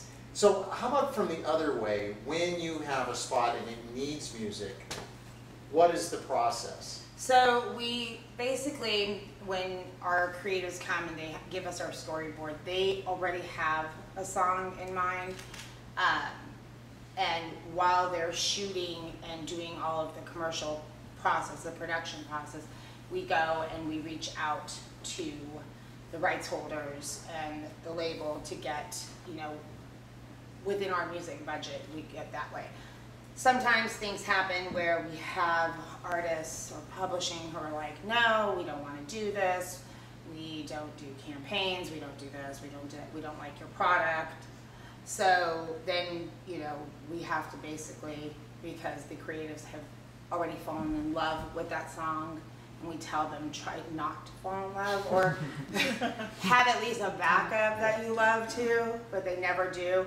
So then we try, after that part, we try to find a song that will fit that part of the, you know, that commercial. And it depends. We have brands that, you know, like to use the, you know, the established artists, and then we have brands that are, oh, we want the up and coming. We want the artist that nobody knows of. Let's get that person on. That person's never done a commercial, even better. Let's get them. So that's what we do. So we're interested primarily in that second group that maybe hasn't done a commercial before and wants to figure out how's best to connect with the people that are making commercials. I always tell people, writers, and I just came from a writer's retreat, and this is my opinion is don't write for a commercial. Write for yourself. And if that song is there, and like I said, this retreat that I just went to, I was there for the creation of 15 songs, and sitting there listening to these songs, so many of my up and coming productions that are coming, you know, between now and the end of the year, I'm sitting there going, oh my gosh, that riff can totally be there, like for 30 seconds. And that's the thing, it's a commercial is 30 seconds, 30 to 60 seconds. So I'm sitting there, and even though these people didn't even write for any of our products, I'm sitting there going, oh my gosh, that can totally be this. Like, that song can totally work in a Volkswagen spot where, you know, two best friends, one who's a complete go-getter, the other one's like, I want to stay here. I can totally see it as like a road trip. And that way I can take it back to my creative team going, hey, I heard this song, it's really good. I know that you guys are still in the planning stages, but this song is about like coming together, you know, friendship and everything. Maybe we can do some type of a spot, blah, here you guys go. And then that way, you know, they can get their, what I've been trying to do is for them to get their juices going, and then they're like, oh, you know what, that song I can totally see, you know, two friends, road trip, Volkswagen, let's go, let's run with us. So, but yeah, that's my thing. And this music you happen to be listening to, where did you find that music? At the retreat. At the retreat? Yeah, that was the retreat. Who's but at the retreat? There were writers for a publishing company, gotcha. But what we have are submissions. So people basically come, they submit music to us. We go on music blogs. We, let's see, SoundCloud is a big, huge thing that they go to. So they do SoundCloud, but it's mostly, you know, another music supervisor's like, hey, you know, I got this submission. I know that you're doing Taco Bell. Yeah. This is around that age group that you guys, you know, are accustomed to, so you just thought maybe you want to hear it, but yeah. Yeah. So it can be seeded almost very early in the process. Mm-hmm. They may not even have a completed storyboard yet. Right. Yeah. Or could it happen more in the middle or towards the end? Are there situations where they're further along in the process and they still don't have that right piece of music? And we just, I'm working on a project right now that we're completely like, editing is like done, the band pulled out, and we totally had to like, it was insane. Like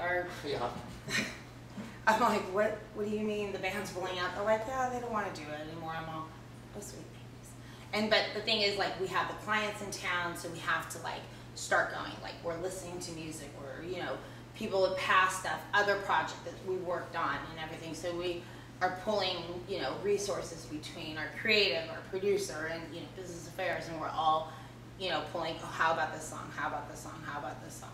So does the client sometimes insist on name recognition? They has to be a known artist, or are they open to independent music? You know what, it depends on the client. I see. It depends on the client. It depends on the, you know, the product that they're pushing forward. If it's a product that is geared to children of a certain age, Right. they want, you know, they're not going to put like a soulful song on like Dr. Pepper, you know, thing. They, you know, that age is 16 to like 25 boys or older, but Right. that's the age that they want. So they want to associate, so they want that child to like, oh, that song's really cool. Oh, I really want a Dr. Pepper now. So, Right. yeah. Yeah. So how much input does the client have in the music selection? They have final. Final. They have final. Okay. So yeah, so everything we Total. yeah. Yeah, we can, and that's the thing, it's like, we as the creative part and as, you know, the agency part, we can be like totally in love with the song, like this song totally works, and then they'll come and go like, yeah, I don't like that girl's voice, it just rubbed me the wrong way. I'm all, rubbed you the wrong way. Okay. But yeah, so it's up to them. Right. So, what kind of, on the business side, what kind of, how do you do this? Work for hire? Is it licensing primarily? It depends. Okay. It depends, you know, we have one brand that deals with up and coming, you know, publishers and writers, so they deal with an up and coming artist who doesn't have a publishing, doesn't have a label, they're, you know, brand new. The agency will go and they basically pay you. And then with agency, because we're SAG signature, so we have to get voice approval. We need to make sure if you guys are with the AFM, we need to pay those dues. But yeah, it depends. And then they also do outside too. So we'll do SoCan. We'll do across the pond. They don't have like a stuck like we're only going to use ASCAP writers. We're only going to use ASCAP songs. So Now, I don't know how specific you can get about this, but I've heard figures for national or international spots for major artists being millions. You know, million to millions. You know? Right. Now, what kind of, for an independent artist that's maybe up and coming, or just an individual songwriter or producer that has the perfect song, what kind of money are they looking at for regional, national? Do you have any ideas? So for nationals, because I work on national accounts, I would say our budget, like a regular 30 to 60 second commercial would go anywhere from 100 to 300,000 for a commercial and it's a 2-year license, exclusive to that brand, that product, and it's worldwide with internet, with new media. Those are the 3 major medias that we go for, and especially with the new media, because our commercials are now running on, you know, certain apps and stuff like that, like Pandora and stuff like that. Our commercials are running on that, so everything is the big thing right now is the new media, but it's right around 100 to 300,000 depending. If it's a Super Bowl campaign, it's 500 plus. So yeah. So yeah, so we always use our Super Bowl quote. It's like, really, you want 500,000? That's Super Bowl quote. No. Wow, well that's some serious scratch even for anybody, you know.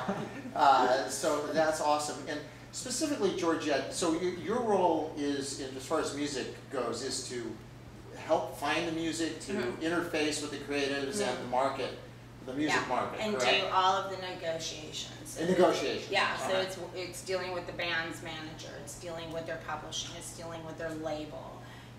If we're going to have them come and do, like, for instance, we had a commercial where we had the band come and play as the band in the commercial. So then we basically do, you know, they weren't SAG actors, so we had to sign the whole band as SAG actors. So then they got residuals off of that. So we do all of that. Yeah. Wow, that's great. And so, how at any individual moment, how many commercials are you working on? Right now, because our team is short-staffed, I am working on 5 brands right now. Wow. But our Deutsch is the main agency for Taco Bell, Target, Volkswagen, Dr. Pepper, California Milk, and Kettle Chips, Zillow, and HTC. Wow. So That's a lot going on. it's sad. Yeah. I can't even see straight. I'm like, okay. Well, let me open it up to questions. Any questions out there for Georgette? Yeah. How do people submit their music to you guys?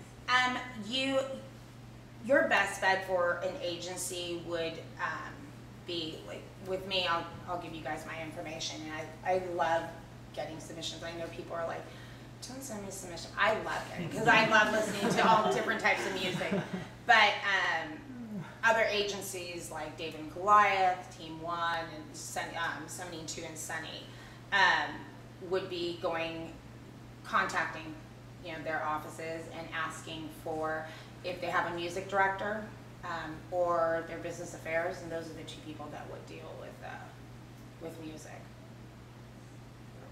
More questions? I saw a few hands going up there. Yes? Is it mostly song licensing or composer based?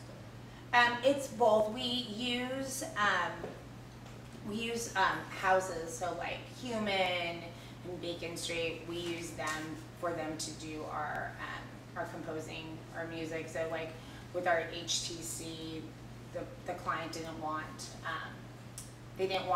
music like a singer playing because the actor that we had, which is Gary Oldman, they wanted it to be all about him. So they wanted the commercial to be focused on him and nothing to interrupt, but the commercial really needed some type of a music going on. So we hired the composer from Human to come and just do, and it's basically really simple, just like little piano playing songs, and that was it. So. Any other questions? Anybody have another question?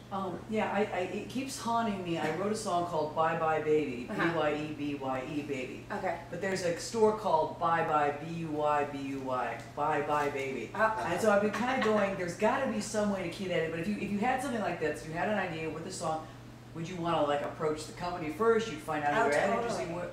Yeah. So who would, in other words, like I'm sitting here going, who do I call? Bye Bye Baby, who do I call? So with Bye Bye Baby, I would research and see, are they a main chain or just a small? They look like they're a big major chain. So so what I would do is I would call their corporate office if they have one and ask them if they have an advertising company that does all their stuff. And I would go that way. Okay. And then if they don't and they do it all in-house, because there are a couple of ones that do it in-house, I would just ask them if you can do a submission, if they have maybe their legal team or their marketing team. Okay, marketing and legal. Mm-hmm. Okay, thanks. Welcome. I'm just curious, all of the artists and commercials that you've done, do you usually dream up the concept and then fit? I guess, like you said, the ultimate, or it seems like the one you liked the most was having Ray do the song and then you build it around that. Right. But have you ever had one where the artist came with the song and kind of a creative visual concept? No, because I was just curious. Because our creatives, and bless them, I work with amazing creatives, but they are the biggest prima donnas in the world. And if you even suggest something, they're like, I got you. Do I come and tell you about how reading your legal briefs? No. So they are, I'm so glad I they, asked. Okay. They want to come up with the idea, they want to be here, and we totally were like, yeah. And it's like, I've given them submissions to songs and everything. I think this song is great. I think this song is great. And then they're like, oh, okay. And then they listen to it and they're like, I have this brilliant idea. This song is perfect. They're like, have you heard of them, Georgia? I'm like, never. Never heard of them. But please tell me more about that, Brian. Make it their idea. But but we've had our creatives who, for one of our Volkswagen spots, he's a huge 80s fan, everything 80s.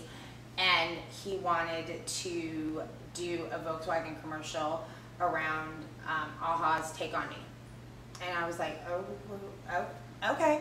So he gave us the storyboards and everything. I'm like, oh wait, you want to do a parody of it, like use the song, but you want to make your own, you know, Aha commercials. He's like, yeah. I'm all, oh, this is just great.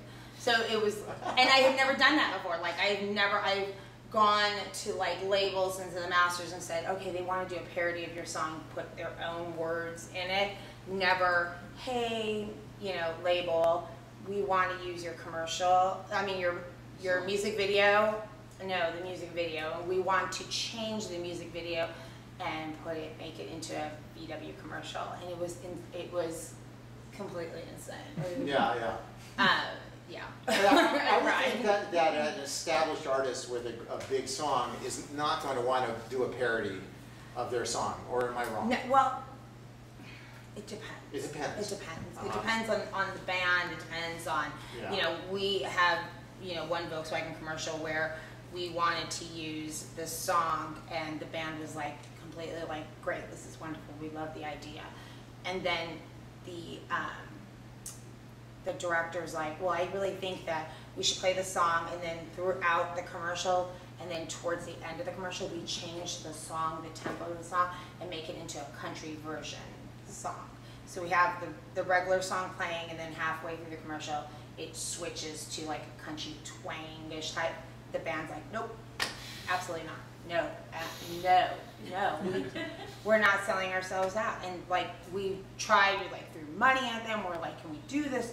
And they're a very small band. They're like, no, absolutely not.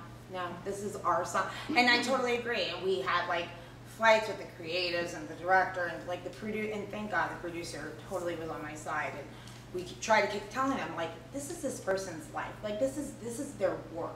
So you're basically telling them, no, I want you to sell out, and I'm going to give you a bunch of money, and I want you to do it this version. No one's going to ask you, you know, this is your work, and you're going to tell them, I want to do it this way. And they're not. And I go, there's some people that will do it, and there's some people that won't. And we have to respect this band because they don't want to do this. They don't want to change their song. They want their fans to love this song, and this is the way they want it. So we had to, you know, we had to step away as much as like half of the production was like, that was the best song. I'm like, I know, I get it. Well, have the next best song next, so. Yeah. Let me ask you, do all commercials go to TV or some limited internet? Some are created for the internet. Yeah. Some are created for internet. Some will go broadcast and internet, and then some are just media, like Taco Bell has been doing Snapchat commercials. Right. So that's been their new thing. So they started with their Snapchat commercial that led up into the music awards, the MTV Music Awards. So that commercial was only alive for 72 hours. So, and then it died.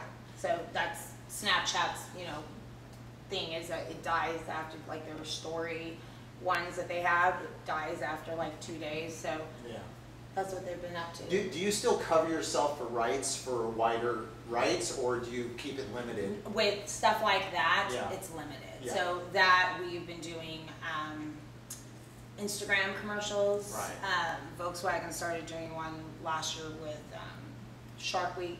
Yeah. So those are limited. So they only stay on, even though your Instagram page, you can have your pictures there forever until you take them off. We limited them, so on our VW page, we only have that commercial there for either 6 months to a year. Right. So the ads that we see when we want to see a YouTube Yes. video, Those are internet, yeah. Those are internet ads. And once again, did you say you have some stuff restricted just to that use? So the ones that are on YouTube, Yeah. those will be our 30 seconds ones. Gotcha. But if you go like on Dr. Pepper, on their YouTube webpage, Yeah. we'll have commercials there that'll go more than 60 seconds. Sometimes they go 2 minutes. So, like we have like a Macklemore, we did a Macklemore one with Dr. Pepper. Right. And we have different versions. So we have a longer, like our long, we call our long form one. Right. And then it'll go down to a 60-second one and a 15-second one. This brings up a question that came up earlier. Does it help at all to have a 30-second edit or a 60-second edit, or is that not needed? As long as, so when we ask for the rights, we ask for the longest, for the long form rights. That's what I figured. And then we ask for the option to do lifts. So it's a 60-second lift and a 30-second lift, or a 15-second lift. Right. So we ask for all edits and lifts and stuff like that. But if they are going to take, they're going to take that spot where it has your music in it, and they're going to combine it into another commercial and make that, then that becomes another commercial, and then they are aware that we have to go back and get another right. So it's another request that we ask for. So you actually would ask, hey, give us all the stems and we'll remix and recut, or in other words, we had questions about, should I create 30-second, 60-second versions of my music? No, because, not needed. No, it's not needed, because Okay. what you will think is good for your 15 seconds, Mhm. we will probably fall in love with the beginning part of Perfect. the song. Yeah, that was the question. So. Yeah. Anything else? Go ahead. Do you ever work with Eric Kaufman? Why is that Eric Kaufman? He worked on the VW. Oh, is he a producer? Yes. Yes. Yeah, Yes. Yeah. He works more on the radio, like he does our radio spots. I think I worked with him briefly on another spot, I can't remember. But he's lovely now. So I have a question. When you sign songs exclusively for the 2-year deal, if it had been previously used in a TV show or a film, do you even consider? It's fine. Okay. What we won't use a song, and we as business affairs will research a song before we go and pitch it to the client, is if it's been in another car commercial. So if it's been in a Toyota commercial, we will not. Even after that 2-year exclusivity, because when you hear that song, it joins that, yeah.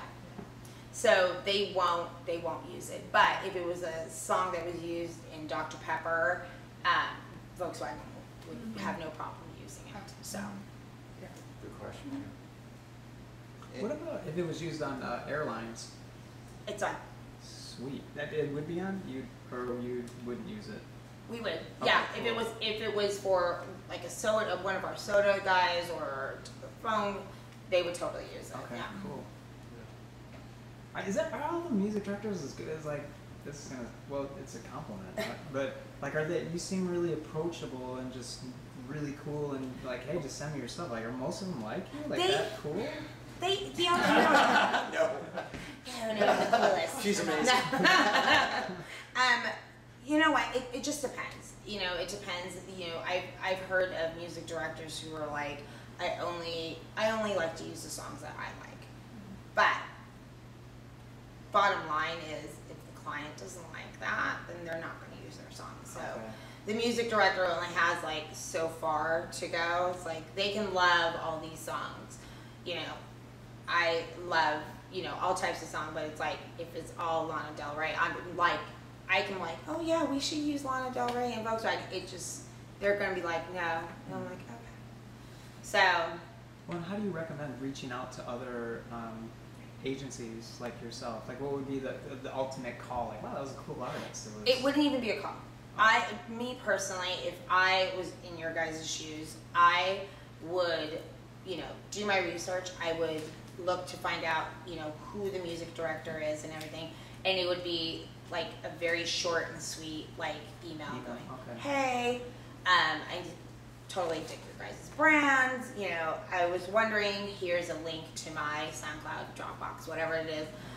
Would love, you know, to speak to you to see if maybe some of my songs can fit into any of your product, but let me know. I'm easy, you know, I'm easy to work with. And that's our big thing, is that, you know, when I hear a song, you know, somebody sends me a submission of a song and I'm listening to it and I hear a sample of it, I hear a sample within that song, it's totally turned me off, like completely, because that's now another step that I have to do. So Now I have to reach out to this sample and get their quote. So now I have to figure out the percentage of this song and be like, okay, well now this person's gonna get so much percent and this person gets so much percent, and it becomes a hassle for me.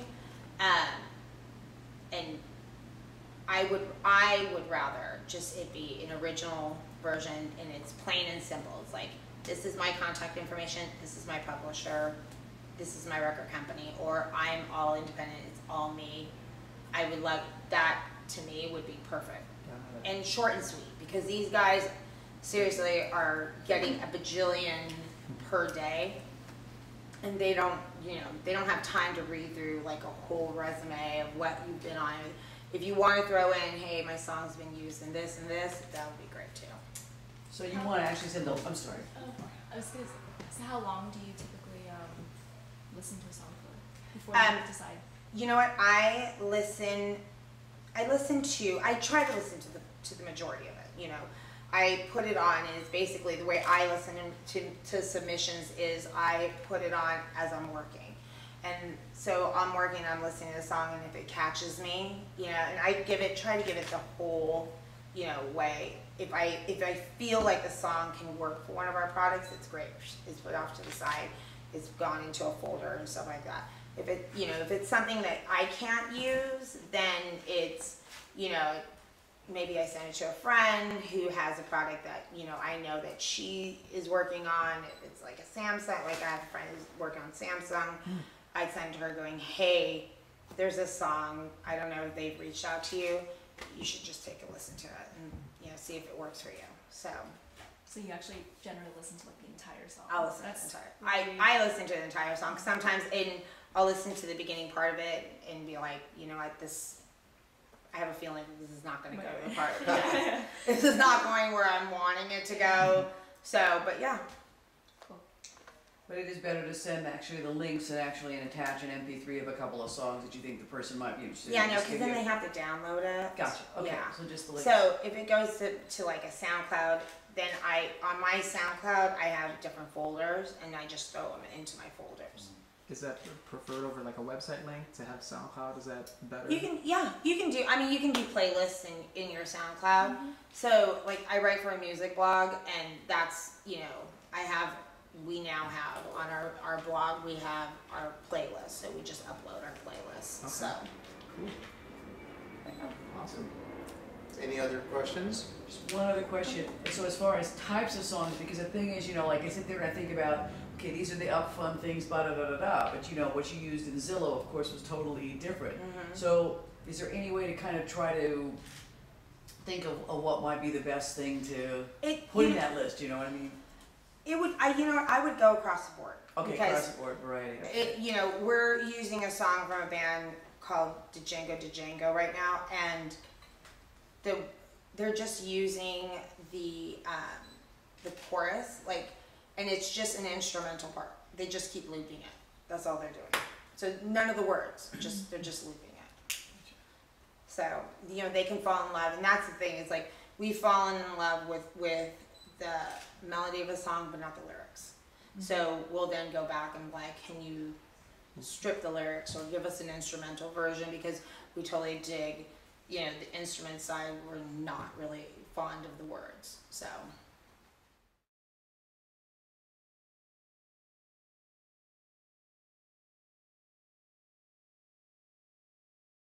All right, ladies and gentlemen, I'd like to introduce Anthony Cormican.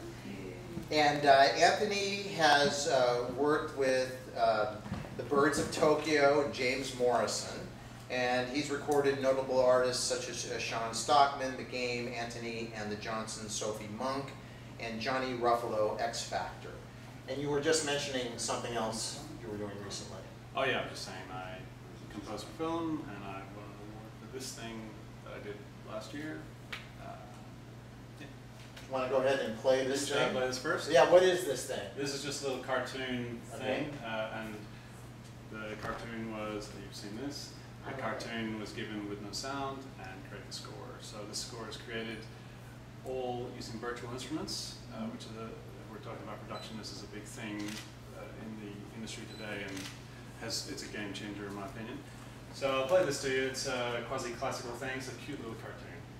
Now the volume is on. Can everyone see that?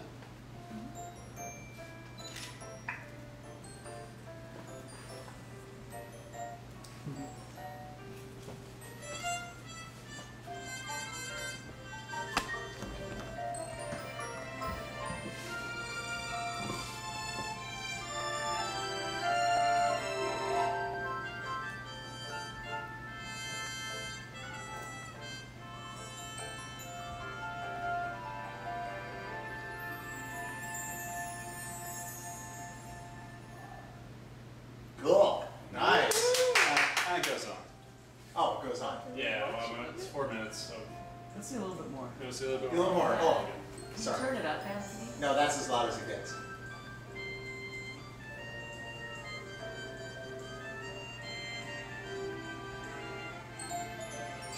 I like this guy.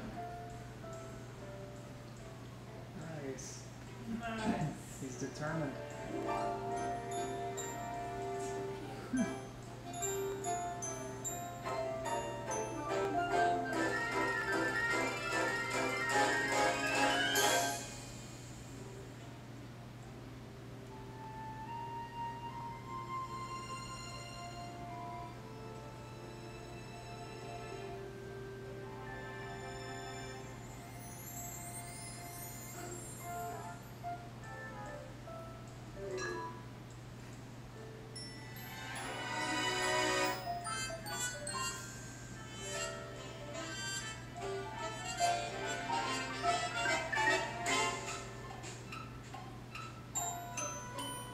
Anyway, it goes on. He finally gets the girl. Of course. How does he make the bridge? Okay, I'll show you how he makes a bridge. Cut it in here. All his little contraptions.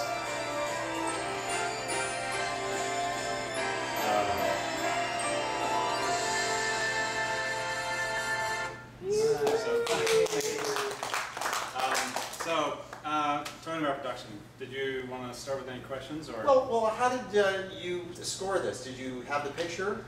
I had the picture, and that was it. But one of the things that has occurred to me in teaching, a lot of students over the years is, a lot of people want to be writers, producers, composers, whatever it is that's your thing. And my question always is, what is it that you're trying to do? Because I find that so many people are imitating for the sake of, I want to be good like John Williams, I want to be good like Metallica, I want to be good like whoever. And they put these things forward thinking, well, I sound like these people, therefore I should have a thing. But in my experience, particularly in Australia, people are not interested in what's already done. They want something new, something quirky, something. And as a producer, my biggest hurdle and challenge when someone comes to me is getting them to step a little outside the boundaries and go, okay, well look, if we're going to do something, let's do something that's you, not just if you want to sound like Katy Perry or this or that, other. It's been done. It's a tricky line because, of course, a lot of this stuff that you're all doing, you're submitting, and the first thing they say is we want a track that sounds like Katy Perry. So where do you start? I think historically we can look back and all the stuff that changes and makes waves and stuff, even the stuff that we hear in movies, the stuff that's plays, it's invariably stuff that resonates emotionally. And this is my answer. Whatever you do, it should be an emotional experience, not just, well, I'm going to sound like Katy Perry or this or that. If it happens to sound like that, that's good. But it should have its own unique emotional identity. And, film and television is one thing, writing for radio and albums is another thing, but always that's the stuff that seems to transcend. And in my experience, I have got to where I am because I'm stupid enough to do what I want in that sense. I'm going to do it, I'm going to do that. If it resonates, it will touch someone. And if you're persistent enough with the emotional thing, it'll happen. Rather than just putting out song after song after song after song that sounds like something else. So, for me, it's really simple. My whole career has been based on that. I did an album, 2003, and it was completely all over the place. And I mean, it sounded good as what I wanted, but it was quite unusual. That got me my first record deal. That got me my next thing. It got me my first studio. That got me my next production, and it went on and on and on. And people are calling me, going, "Hey man, can you do this for that and the other?" Because we like that you've got an unusual angle, you know. So this kind of thing here, I mean, that's. I love the old orchestral stuff, and you know, even though the sound you can't really hear it that well, it's just quirky little funny stuff. And I just believe that so many people miss in this commercialized world of music production that it's still about heart and emotion. Yeah. And when you go and see your favorite band or your favorite guitar player or whatever, that's what you're wanting, you know? It's not cookie cutter stuff. This is very similar to what Carrie was saying earlier, Carrie Kimmel, in that she doesn't calculate really. It's kind of just springs out of her. Yeah. And I think this is a wonderful thing to think about, because we're being told by these powerful people that control the purse strings and the creative content, hey, I need this and this and this and this. So how do you take those marching orders and create something that's beautiful and from your heart? Yeah. It's certainly a challenge. One of the things that took me a long time, I'm a singer, and you know, I've got a certain type of voice, and I do what I do well, but I can't do everything. And it took me a long time to put my own ego aside when I'm writing music for other people to say, you know what, I'm not the best person to sing this. I can sing it, and I can sing it well, but I'm not conveying it. So it's kind of to answer that, you know, I think, again, it doesn't really matter what you write in the sense of, you know, what chords you played or what you're doing. If it is essentially heart and emotion, it will always touch people. So what I try to do when I get a specific brief, we want a song that sounds like blah, and we want it to have this instrumentation, and we want it to be 3 minutes long and have, you know, this and that and the other. Sure, okay, but always I try and make, because a lot of stuff I do is with vocals and singing, I'm trying to get the vocal to sound passionate. I'm not talking about overdoing it, overacting. I'm sure you all know what a good vocal sounds like. When you hear it, you know it, right? You can't necessarily quantify it. But as I said, for me, a lot of that means putting my own ego aside and getting other people to sing or to convey whatever. I think the answer to that question is... That's the answer. Sorry? Oh, yeah. Yeah, thank you. I'll be here all week. The answer to that question is you've just got to do what you're good at, you know, and if you can't convey it, get someone who can. I'm a guitar player, but I don't play guitar in all styles, so if it's classical, I got a classical guitar player. If I'm this and that, you know. But I do, and I would put that out as a question to everyone.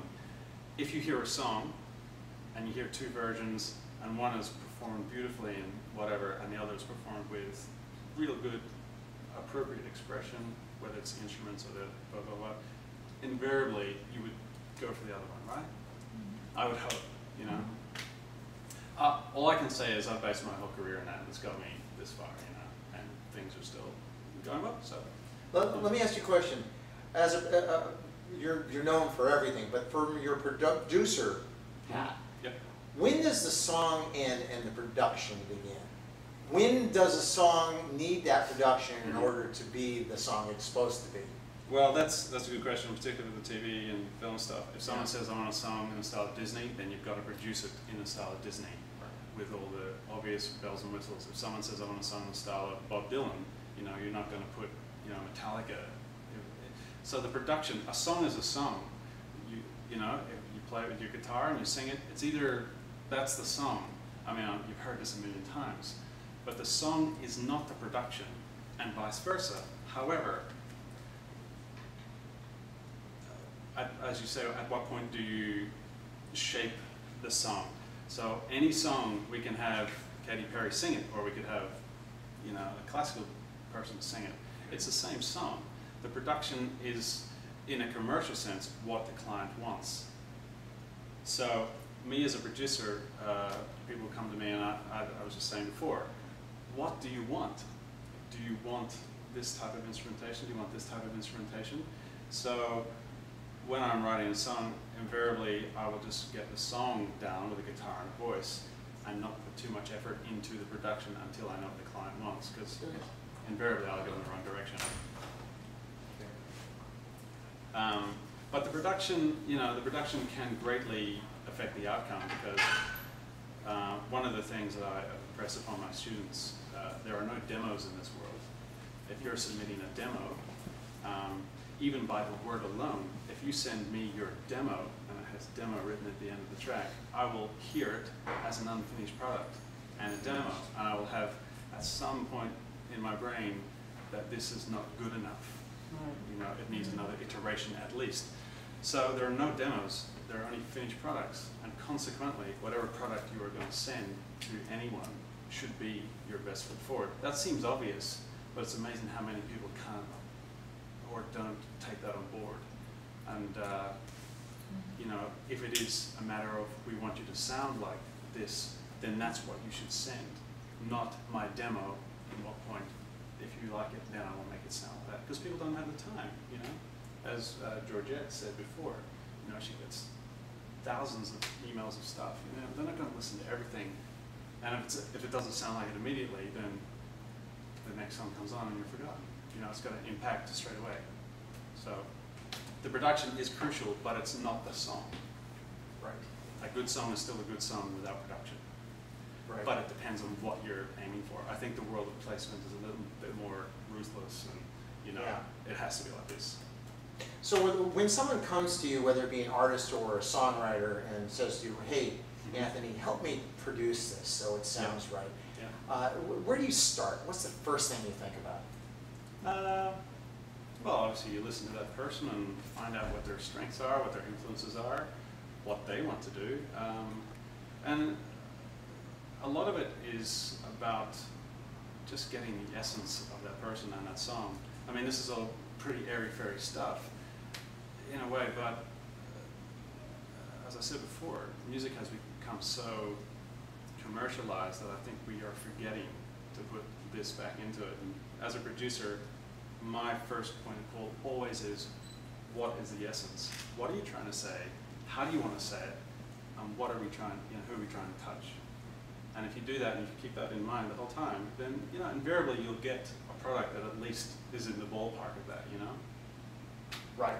And knowing that, okay, you're going to bring the uniqueness to your production, even though the director is in love with a very famous song. Yep. And you may have, there's certain markers sonically you want to hit. Sure. To give the essence of what it was about that famous song that worked. Well, again, writing a song for a purpose is again a different thing than just writing a song. Is it though? Well, it is in the case if someone says, I want it to sound like Bohemian Rhapsody. Yeah. And so if you've got your song and you want it to sound, and the director says we want it to whatever, then you have to do something that sounds like that, Right. So the song writing and production will be greatly influenced by that. But I mean, it's a balance. Again, you want to do that without contriving it too hard. I think we can all smell contrivance when we hear it. A lot of the stuff on the radio is, not to take away from it, it's very well produced and it sounds great, but often it's not very memorable. And it sounds like everything else. And that's fine. I don't have a problem with that. But I don't necessarily want to contribute to that. And I think as songwriters and musicians and artists, that's our responsibility, is to put stuff out that is not just like everything else. I mean, why are we doing this? If we're doing it to make money, then we're in the wrong industry. Do you guys have any questions for Anthony as a producer, or any other questions? How do you? I just started working with this guy, and I'm curious with your take on this. He's Josh Groban's guitarist, right? And he also produces artists. And I've worked with a drummer on some tracks, and then he said, "Hey, this guy's a good songwriter. He's a good producer. You guys would work well together." Mm-hmm. So we're doing some tracks, and the deal. I'm just curious what you think on a business side. Like, I'm pretty much coming in. The tracks are all written, they're done, and then we're going to do like a 50-50 split because he's going to produce them at no cost, which is great. Sure. So I felt like that was pretty fair. Is that kind of, you know? Every deal is different. And you need, yeah. You know, I don't think there are industry standards, but you know, you can't say that this is worth more than that. Everyone has to feel comfortable with that, whatever you're writing. Right. If you're comfortable with that, I'm cool with it. Yeah. Then it's a good deal. But I mean, and how do you find artists, or do artists come to you, or do you find certain artists you like, or is it everything? You see someone, or someone sent to you, or a lot of the stuff. I'm still working with a lot of artists in Australia at the moment, and I write songs for them. They come to me and they say, I want a song that sounds like, and literally it's Katy Perry, Lady Gaga, all that stuff, you know. Yeah. And the production of that is really intense. You know, it takes a long time. So in terms of a business model, I have a fee that I charge for various levels of production. You know, if I'm doing everything, then you know it's a lot of work. If they bring a band, then I bring my breakdown, you know, and so on and so on and so on. If I'm writing the song entirely, then the royalties belong to me. If we're going 50-50, then that's fine. You know, it's not. Yeah. It's completely malleable, right. and just everyone has to be happy. But what I will say is that whatever you do, you should say these things up front to people, rather than it's finished and it came from this thing, and now it sounds like this. And because you didn't say it back then, you know, things change along the way, and people get excited, and I've had that happen to me too. You know, yeah. Again, it's the music business, not the music hobby, or the music friendship, or the music. Yeah, I mean, and all that's in there as well, but it's a business at the end of the day, if that's what you're trying to do. And I've learned the hard way too. You know, I mean, in the beginning, I would do things, and yeah, it would come back to bite me in the bum. Yeah. But is there ever a point where you go, hey, I'm now a co-writer on this. I just completely rewrote your chorus. It's a new chorus. It isn't what you had. Yep. So let's work out a split. Yep. And are people good with that? Mostly. I've only had one occasion in Australia where I was given a legal notice by lawyers that said, we want you to retract your songwriting rights for this and that and the other. And that was a long story with the record label, but mostly. People are mostly reasonable, you know? Yes. You know? Yeah. I mean, if you write something and you say, look, you know, I did this, it's not like I'm saying something that you can't see. It's there, it is, you know, let's be fair. Most people are reasonable. But do it up front. Again, if you leave it until everything's done and then it's on the radio and it's suddenly making $1 million, or you know, then that's when the problem comes. And that's what happened with me with this other thing. Once it gets the hype and it's everywhere, people are a lot more reluctant, because then there is money. It's physical and it's tangible, and the loss you can see. You know, so up front, business up front always. Good. Yeah. Any other questions for Anthony about production or anything around that? Well, Mike, no, go ahead. You're earlier. You know what was interesting today? That the one placement you had was the piano and vocal, and it was so sparse, and yet it was still so. Well, that wasn't the one placement we got, but that was the example I showed. Yeah. And but it worked really well, because the lyric and the vocal, the emotion shined through, right. and it was a very sparse scene. They were just standing at a door talking. Exactly, Yeah. and that's what I'd love to get your take on that, Anthony. Of when do you know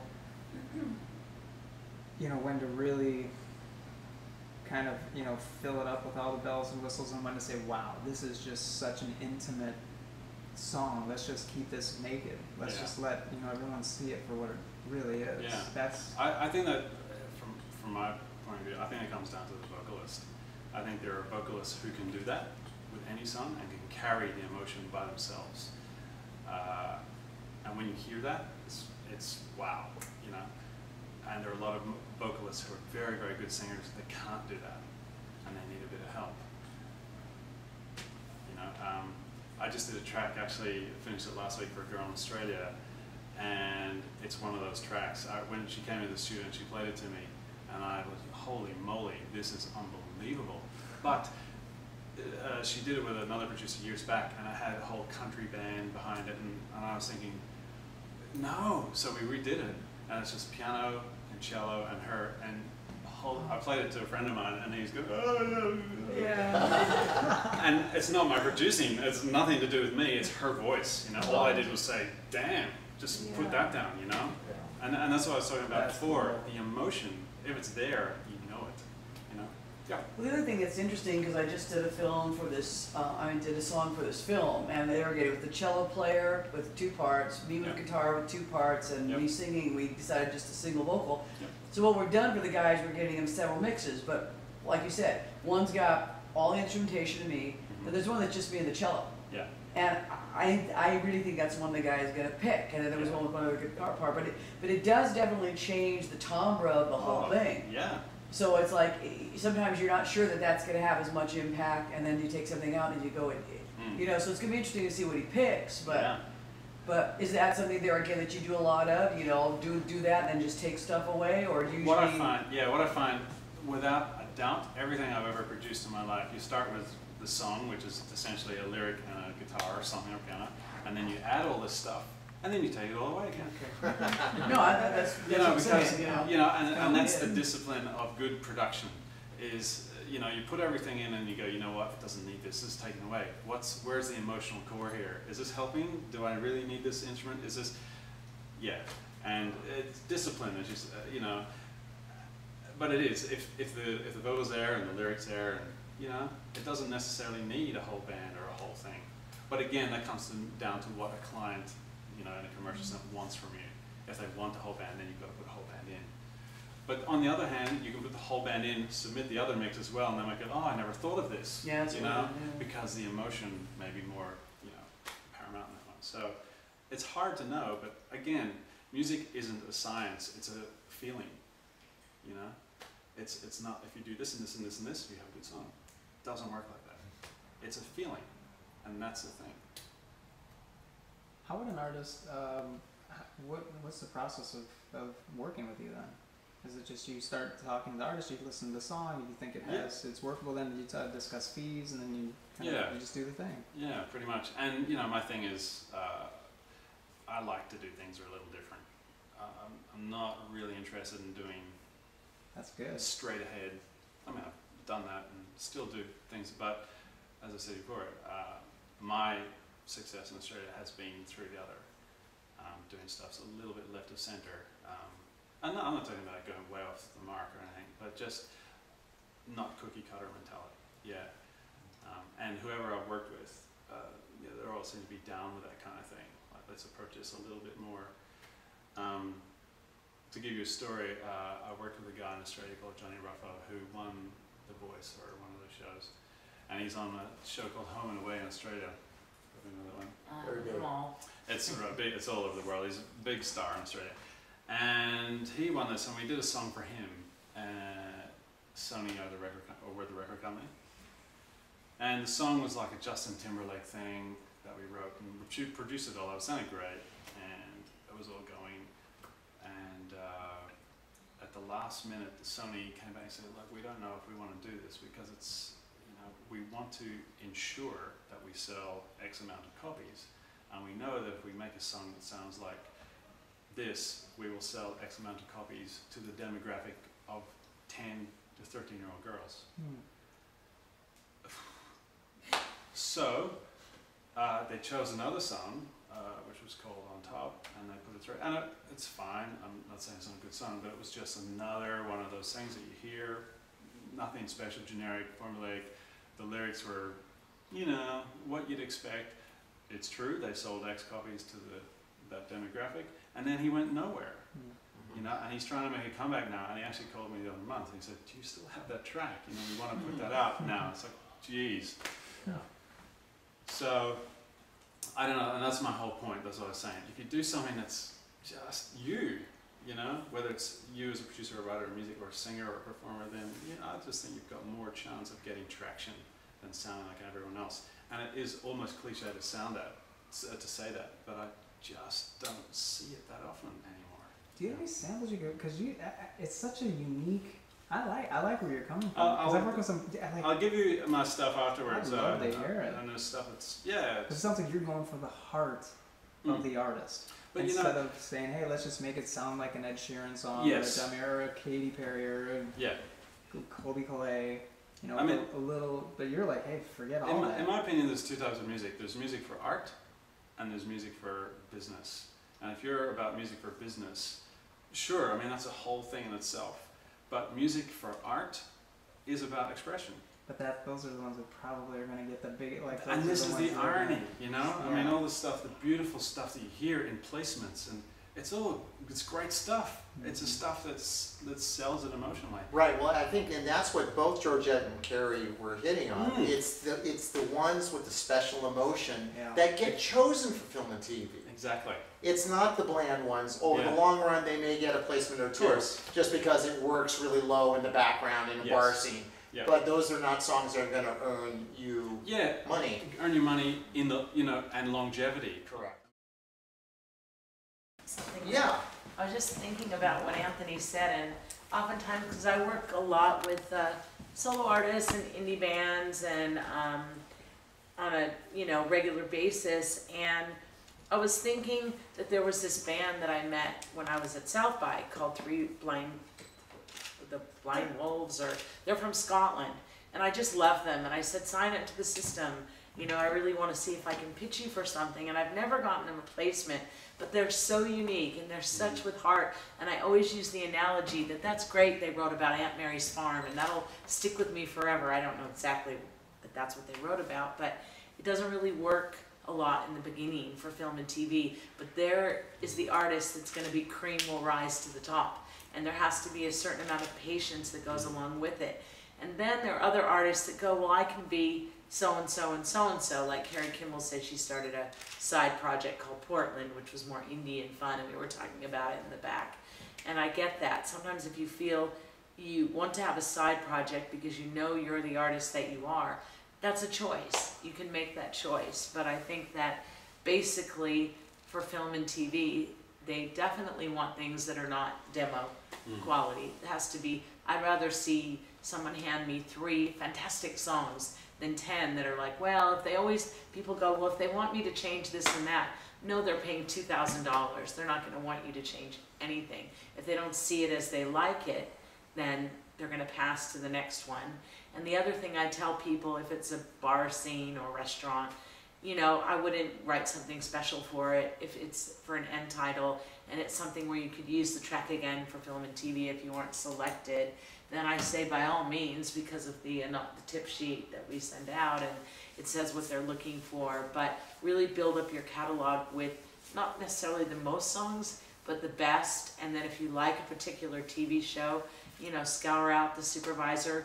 I say this against myself, but sometimes they have direct contacts, or go through us, but see if any of your stuff it fits. And you can't do everything, but you can try, so to do certain things. So I don't really know. I just think that it's tricky if you're that unusual artist. I think that's amazing, and I love that.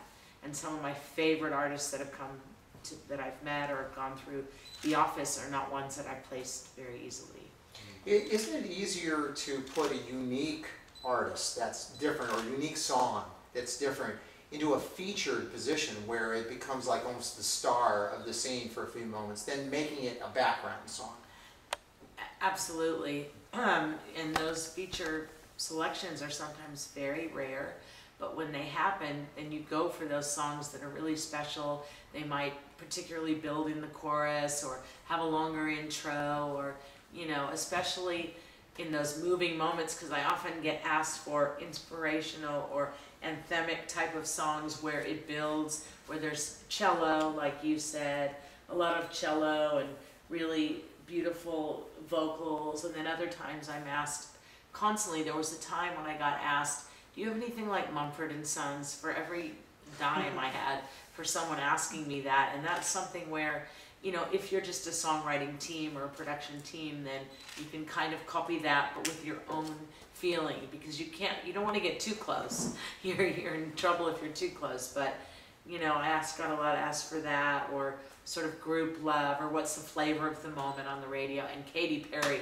is a huge one that I'm asked for. And a lot of other times I have a lot of DJ music, and I'm not asked for that a lot, or certain other things. So it just depends. But a lot of times they want real artists that are bands that are out there sort of playing now, because they like to put you on the website and show, you know, the fans like to go, like you said, Vampire Diaries or Pretty Little Liars. But then other times I've noticed they've used production teams. So it's not one particular rule necessarily. It's just, it's tricky. But if you just keep at it, do your best work, your best songs, and always do your best emotional stuff, then I guess. Yeah. Yeah. Are there any questions for Cindy? Because she's on the front lines every day talking to music supervisors about what's going on. She's a good person to ask a question if you have any. Well, one of the reasons I came today was, of course, to meet you guys, and you know, because I have, my friends call me sort of like a bipolar songwriter. You know, I have the really deep, wonderful, beautiful stuff, and then just very, very shallow and silly and whatever. So I was trying to decide, you know, do you want to show versatility, or you just want to show a little bit of what you think you can do the best, or when you're just approaching somebody like yourselves? Because I signed up for my little account. I was going to send songs. I go, no, let's see what we should do first, you know. I'm kind of insecure about it, yeah. Well, I think your favorite and your best in any genre, any style, and then obviously, you know, keep in touch or check our newsletters and see what they're looking for. But if you're not feeling it, then it may not come across that way. Correct. Yeah. But I guess what I'm saying is, heartfelt versus novelty. Go for the heart. You could do a little of both. I'm not sure what you mean by novelty. Oh, in other words, like I have a song called "I'm Saving Myself for a Man with Money." You know, so it's blues, and it's cute and it's clever, but it's certainly nothing like When I Listen to My Heart. You know what I mean? It's just not. So yeah, I think, you know, songs with a comedic or a sarcastic edge sometimes are needed. Right. So that's a thing that you have in your repertoire for in case it's ever needed. You know, yeah. But in general, from you heard what our speakers are saying. In general, it's the more heartfelt, the more universal. Okay. That tends to be the one that gets. Yeah. Can I say something real quick? Yeah. It sounds like your concern is like, are you not going to be identified as a cohesive artist if you post all that? But on a lot of these sites, and even like how Music Supervisor works, they're searching for a specific song, and maybe just that song comes up that you've labeled with those tags, not the rest of your catalog. Right. So you don't need to worry that, oh, you're going to confuse them because if they click on your songs, you sound like someone else. Right. They're only going to be listening most likely to that song. For that listing. Yeah. Okay. Plus, remember how Carrie, she had like a ton of different styles and different moods and different, you know, and she's got a. You can do that. A lot. Another thing I get asked a ton for, was Black Keys, swampy blues, but not really comedic blues, but sort of swampy blues, and you know, that was just something popular for a while. I'm trying to think of what I was asked for recently. It just does the gamut. Things that I'm shocked that we even have.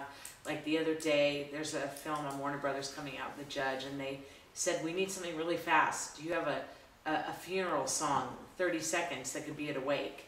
You know, and it's like, okay. It was instrumental. I sent them some Instrumental, options. yeah.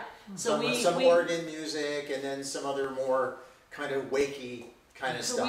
We pretty much say yes to everything now, and I wouldn't want people to go out and write funeral music, but I'm just saying, you just never know when your stuff is needed. And I worked with a Latin. Did you tell them about Meet the Fockers? No.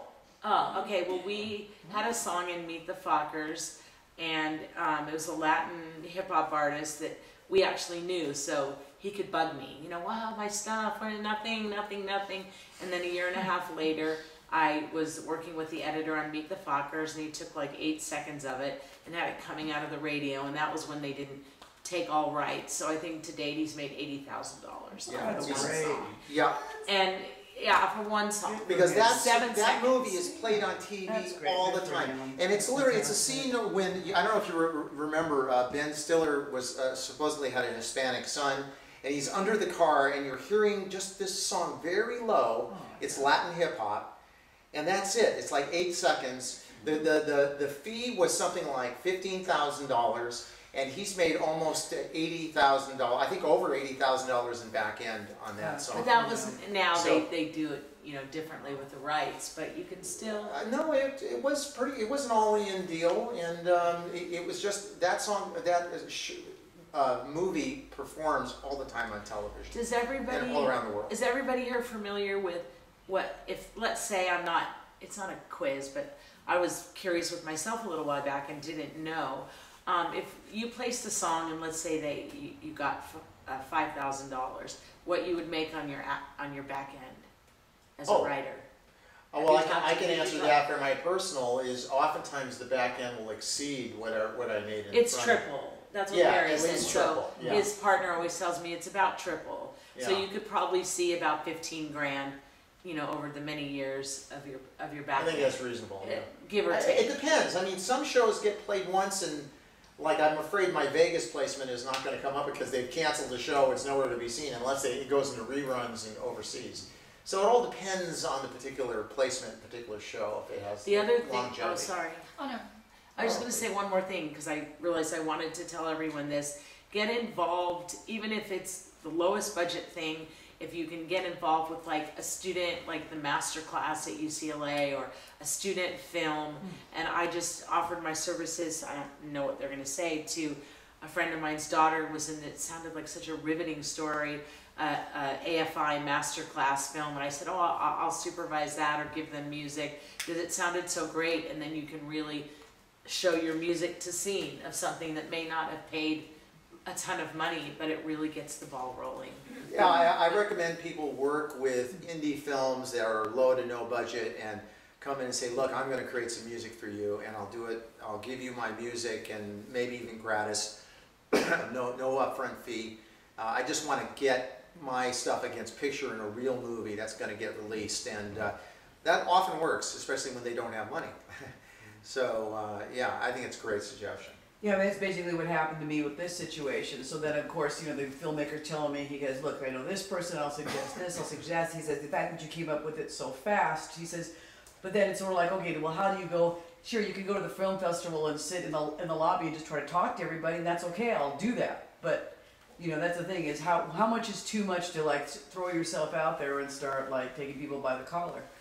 What do you think, Cindy? How much is too much? Yeah. It depends. I feel like most days I have this unique kind of salesman job where I put people in categories, supervisors that I've taken to lunch or become my friend, and I know I can call or check in 2 or 3 times a month. Others where I don't know them very well, so it's kind of this perfunctory, once a month, here you go, what are you looking for? And it's a shame too, even in my position, because they might be looking Thursday and they might not be looking Friday. And you don't, it's a gamble. You can't call everyone every day. So I'm the kind of person that very much works on my computer and also works in notebooks. I write a lot of stuff down constantly, and I'll get off a phone knowing that they said, you know, there's a film that I'm going to be submitting to called The Great Gilly Hopkins, and he said, check back with me in a month. So I'm so, like, I don't know about all of you, but sometimes I get really ADD and scattered and I have to write things down. So I actually put a date where I could call or email him and say, casually, not like, you said a month, it's July 1st. No, just, hey, you know, is it a good time to check in? What do you need for The Great Gilly Hopkins? But then I have to do my research too, because some of these supervisors expect you to know what they're placing. And some of them say they're placing a certain thing, and you go, wait, that's not what they said. You're like all confused, but then you can't be psychic, and things change on the ground. Sometimes from moment to moment their needs change. So it is very difficult, even with 200,000 pieces of music, and we've got almost everything. It's very difficult to pin down a particular placement.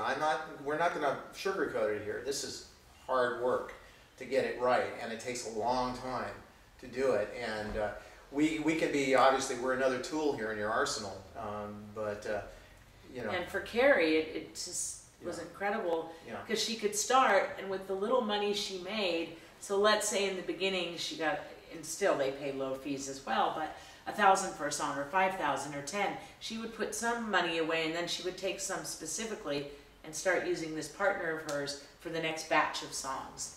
And you know, of course, you have to start somewhere, but I really think it's good to you know, make sure that you always creating and, you know, check out some of your favorite shows out there and see if they coincide with the style of music that you're doing. And yeah, I mean, I think that's a great piece of advice too, is get the flavor. Every show has its cultural, its music culture, you know, and as I mentioned, you know, some shows like, you know, Justified is very grungy, even Pretty Little, not Pretty Little Liars, but the other show I mentioned, Vampire Diaries, to some extent, is a little more grungy, but there's always that one-off Katy Perry song again.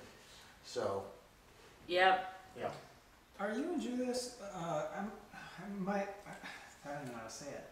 I imagine you guys must be experts at watching all these shows. Like, not at all. You know the irony, as I was telling people earlier, I hate Vampire Diaries. I don't like these shows. I don't really watch. I don't tell the supervisor that because he's a friend. Yeah. But I watch it so rarely. In fact, the show that I'm binge watching at the moment, I wish I knew the supervisor, is Orange.